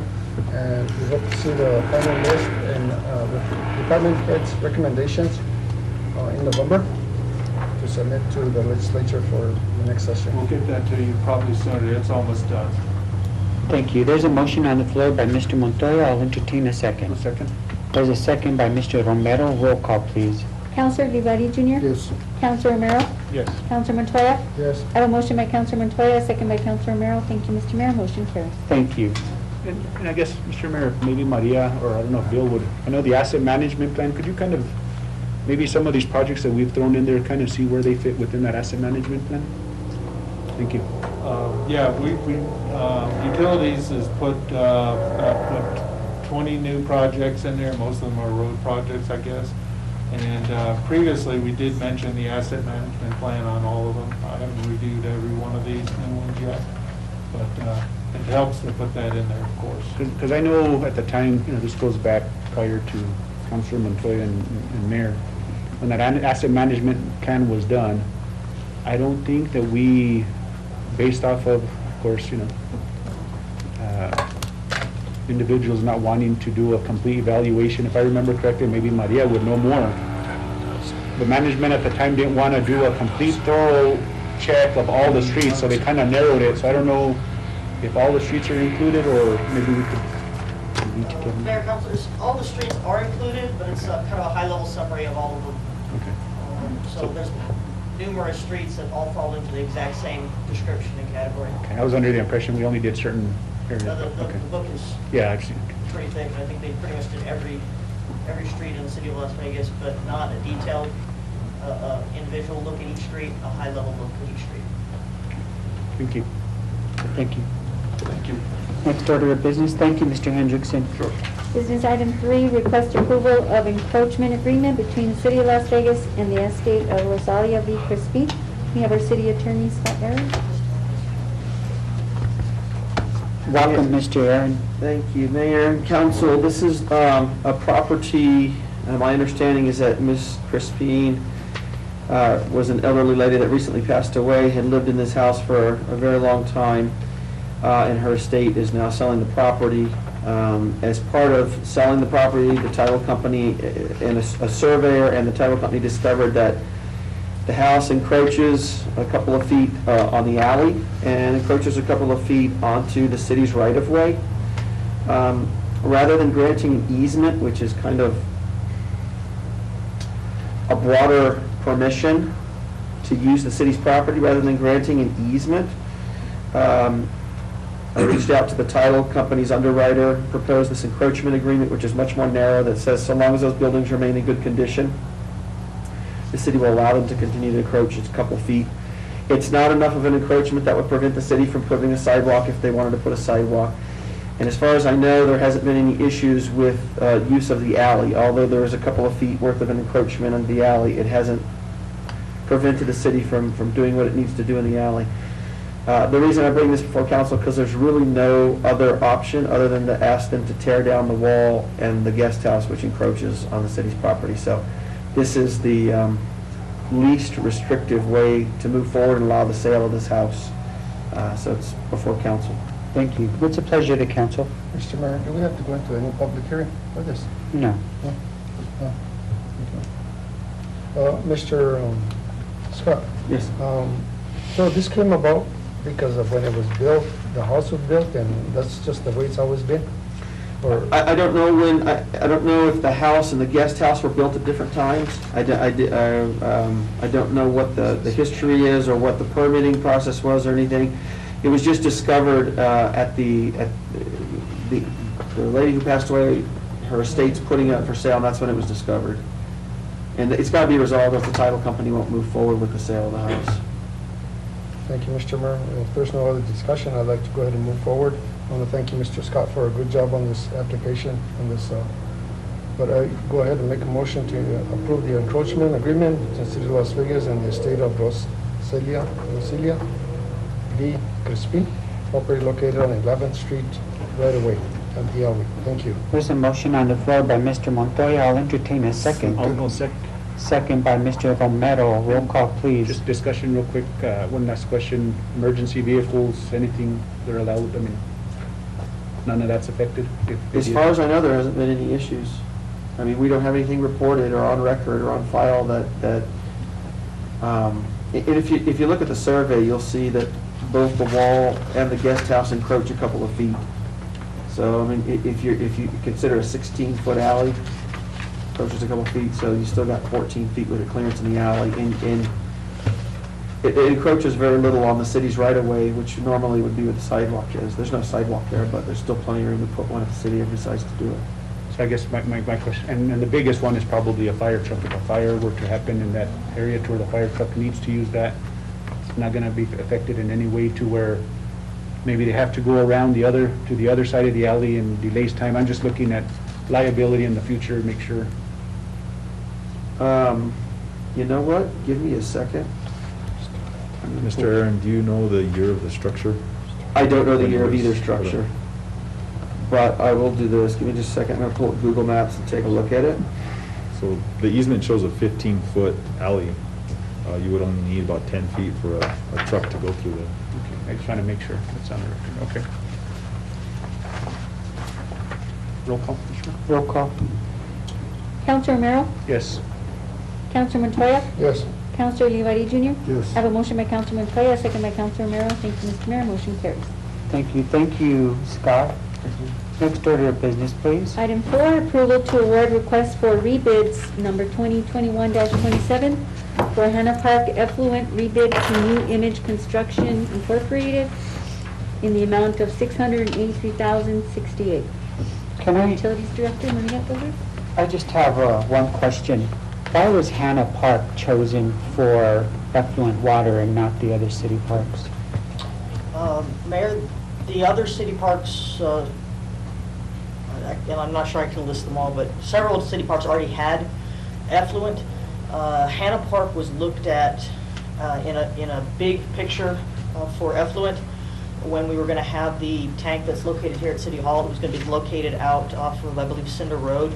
And they were looking at, the city was looking at looping the effluent line. And then the tank was relocated to here. We still wanted to continue with looping the line, which would have taken the line down Legion, which will eventually take the line down Legion. So it was in this case, it's the park that's in proximity to where the line was expected to be laid. Mm. But we do have effluent at Carnegie, Plaza, Lincoln. I believe there's effluent. I know there's water out of Commerce. I believe it may be effluent. It's just the next park in our desire to Because get any city parks. South Pacific doesn't have any So water. South Pacific, that is also on the plan. We actually have the casing across South Pacific to run the line. The route that we would have to take is pretty long, coming off of Moreno and I believe through West Las Vegas to get to South Pacific. Mhm. That is on our long-term effluent plan. Maria, if I am, correct me if I'm wrong, but I think that was part of also the South Pacific Road project that we would include that? That's when we did the line of, the casing across was when we did the South Pacific roadway because we didn't want to have to cut into South Pacific in the future when we do the effluent line. So we have an empty casing underneath South Pacific. Okay, I was maybe, Empty casing or an existing effluent line, one of the two. but on the ICIP with the road, proposed Yes. road projects for South Pacific, I thought this was going to be included. With South Pacific? Yeah, or am I wrong? I don't believe that's correct, because the effluent wouldn't be with the project. Any underlying utilities or casing we would do with any road project. But it's already under South Pacific, right next to South Pacific Park. I guess I was. And so, that was my only question, is how this was a priority. And It's, so it's because of the proximity. I think that was definitely one is the proximity, because Legion was always going to be one of the roads that we knew we were going to have effluent on, Legion Yeah. Road. The other was the tree board, wanted to put some trees out there, and so they wanted to get effluent as soon as possible, because they were already being offered trees if we could get the water there. So there was a few different entities trying to push for Hannah Park to be included. South Pacific is on the list of parks we would like to have effluent provided to. Very well. Mr. Mayor. The other thing is that back in the days when we were here, Mr. Mayor, we invested in that park by planting it and by putting in a sprinkler system. And none of that has happened. We haven't been able to use that for those reasons. This last year, we got some funding for lighting, overhead lighting for that park. So that park is utilized by, actually, churches have concerts there, and they play soccer every year on there. They have different activities for the youth, and I'd hate for them to be playing on dirt. I think that can be reseeded, and with the influent water there in place, it's going to be one of the most used parks. I wish Steven would be here, but badly needed by our little league systems and soccer and all those organizations. Eventually, we will have every city park. Every Yes. city park will have effluent. My point is that it was poorly designed, and even if we get water on it, it's going to be a big mud puddle. For Hannah Park, yeah. Because there's no proper drainage. So I'm wondering why we would invest that much money for effluent water if there's no proper drainage in that park. And we can look at the drainage. We'll be doing a road project out on Legion, so we can look at the drainage possibly in conjunction with that road project. Because that's why it's not used by a lot of sports teams, is because it's a pond, actually. The parking lot is a pond, but the fields themselves have a grade to it.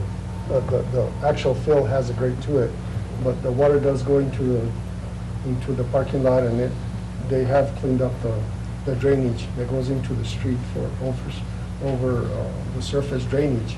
But it catches on the drain that goes across the street on Legion, and then that goes underground all the way to Grand Avenue.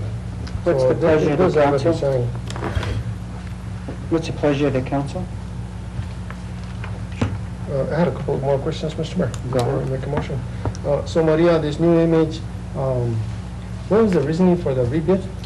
Okay, so Mayor, Councilors, the original, so this is funded through Drinking Water SRF. There are some minority business owner, women business owner documents that are required. The contractor is required to reach out to certain types of businesses, and the documents were left out of the bid documents. That's So we what I thought. stopped the bid. It didn't complete. We stopped the bid process, and made sure the documents were in there, and then restarted the bid process. Okay. So that was why this is a rebid. Okay, and that is on the documents, I just wanted to hear it, so the public understand that. I And do then need to make also- sure that there's one thing clear about this, the 174,000, so when we first started talking about this and the route of the effluent line, it's Mhm. gonna go up between the rec center and Floyd's Rental. facility. There's a sewer line there that when we were working in the area, when the city was working in the area, we saw that it was pretty deteriorated. So we added in a wastewater project, a sewer line project, since we were already gonna be there to do this effluent project. Sewer line project cannot be funded with DWSRF funds. So what we're looking at is one of two options. I believe there's some funding that's available through the CARES Act, Recovery Act. Recovery Act, that can be used for water or wastewater projects. If the council and city manager and everybody approve it, whatever needs to be approved, then we would request to use that funding so we can fix the sewer line in conjunction with laying this effluent line. How much more is that? $174,750. Then that's on top of the 683. No, sir, that is, so the 683 includes the effluent and the sewer line. If we do not receive any other funding, I currently do not have enough money in the wastewater budget to the sewer line, I would have to defer it. That would take 174,000 off of the 683. If I can get this additional funding from the Recovery Act, then we would be able to do the entire project for the 683,000 at the same time. The 174,000 will cost more if I have to pull it out of the project now and do it later for mobilization and increased costs. So that's, I'd like to do the whole thing. It's already planned, designed, ready to go, contractor bid on it. But if we do not have the 174,000 in city funds, then I will have to pull that portion out of the project and do it at a later date. I was gonna ask you, this image, do they work under Mosen and Corbin? No, sir. No, New on the other images thing. from Rivera, Yeah. Oh, okay, they're the ones that are doing the car wash. On possibly. 7, I think. Okay. So the other question is, will citizens in Las Vegas ever be able to punch into the influent water line for their outdoor watering The on goal, the road? the goal in the long term statewide would be eventually to do that. The Environment Department is very particular on the process for people tying into the effluent line, the permits that are required, the oversight that's required to ensure that effluent right now doesn't end up in a river, doesn't end up in a place where kids can play in a puddle. Yeah. There's a lot of rules and requirements right now. The state of New Mexico and communities in the state of New Mexico have wanted to start moving towards more people being able to use it. Right now, it's easy for universities, colleges, county courthouse uses it. Several of the bigger entities in the community use it. And I have heard from smaller business owners that would love to tie in. What They is still that? have to follow the permit process. What is the timeframe on this, starting this project and completing the project? As soon as it is awarded, we'll meet with the contractor and get a schedule. Once they're awarded, they can start looking at the delay in materials. That's one of the things that's affecting a lot of projects right now is the time frame to obtain the materials. So I can give you a schedule after we have a pre-con with the. Thank you.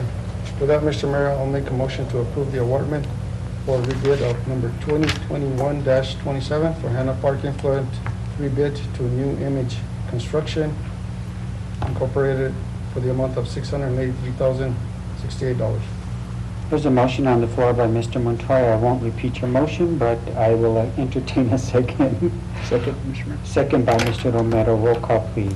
Counselor Ulibarri Jr.? Yes. Counselor Montoya? Yes. Counselor Romero? Yes. I have a motion by Counselor Montoya, a second by Counselor Romero. Thank you, Mr. Mayor. Motion carries. Thank you. Thank you, Mayor, Council. Thank you for being here, Maria. I appreciate your work. Thank you. I'll entertain a motion for adjournment. Make a motion, Mr. Mayor? There's a motion on the floor to adjourn by Mr. Ulibarri, second. I wanted to go into executive, I don't know. There's a motion to go into executive session, so we'll vote the first motion down, I guess. Second, Mr. Mayor. What was the Hold on. motion to go into executive for what? I don't know, he had his motion on the table right now, so I don't know if he's gonna remove his motion or we vote on it down, or, Is there a second to adjourn? so I make, Is that for lack of motion? okay, I make a motion to enter executive session for personnel matters, according to the Open Meetings Act, Section 10-15-187 of the New Mexico Open Meetings Act. Second, Mr. Mayor. There's a motion on the floor by Mr. Romero, second by Montoya. Roll call, please. Counselor Uluwadi Jr.? Yes. Counselor Montoya? Yes. Counselor Romero? Yes. I have a motion by Counselor Romero, second by Counselor Montoya. Thank you, Mr. Mayor. Motion carries. Thank you.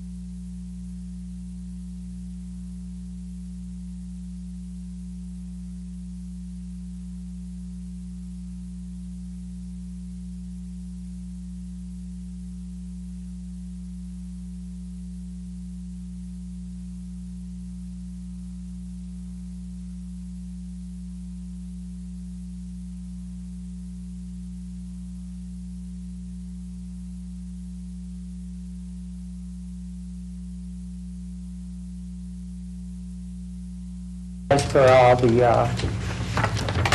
it's not apologize, but it's an inconvenience for our people in the gallery. Mr. Mayor? And our employees. Mr. Romero. I'd like to return to regular session after being in executive session for personnel matters according to the NMSA 1978 10-15-1H7, personnel matters. There's a motion. And I'd like to note for the record that only those matters specified in the motion for executive session were discussed, no action was taken. So there's a motion by Mr. Romero. I'll entertain a second. Second, Mr. Mayor. Second by Mr. Montoya. I'll entertain a motion to adjourn. So moved, Mr. Mayor. There's a motion to adjourn by Mr. Romero, second. Second. Second by Mr. Ulibarri. Roll call, please.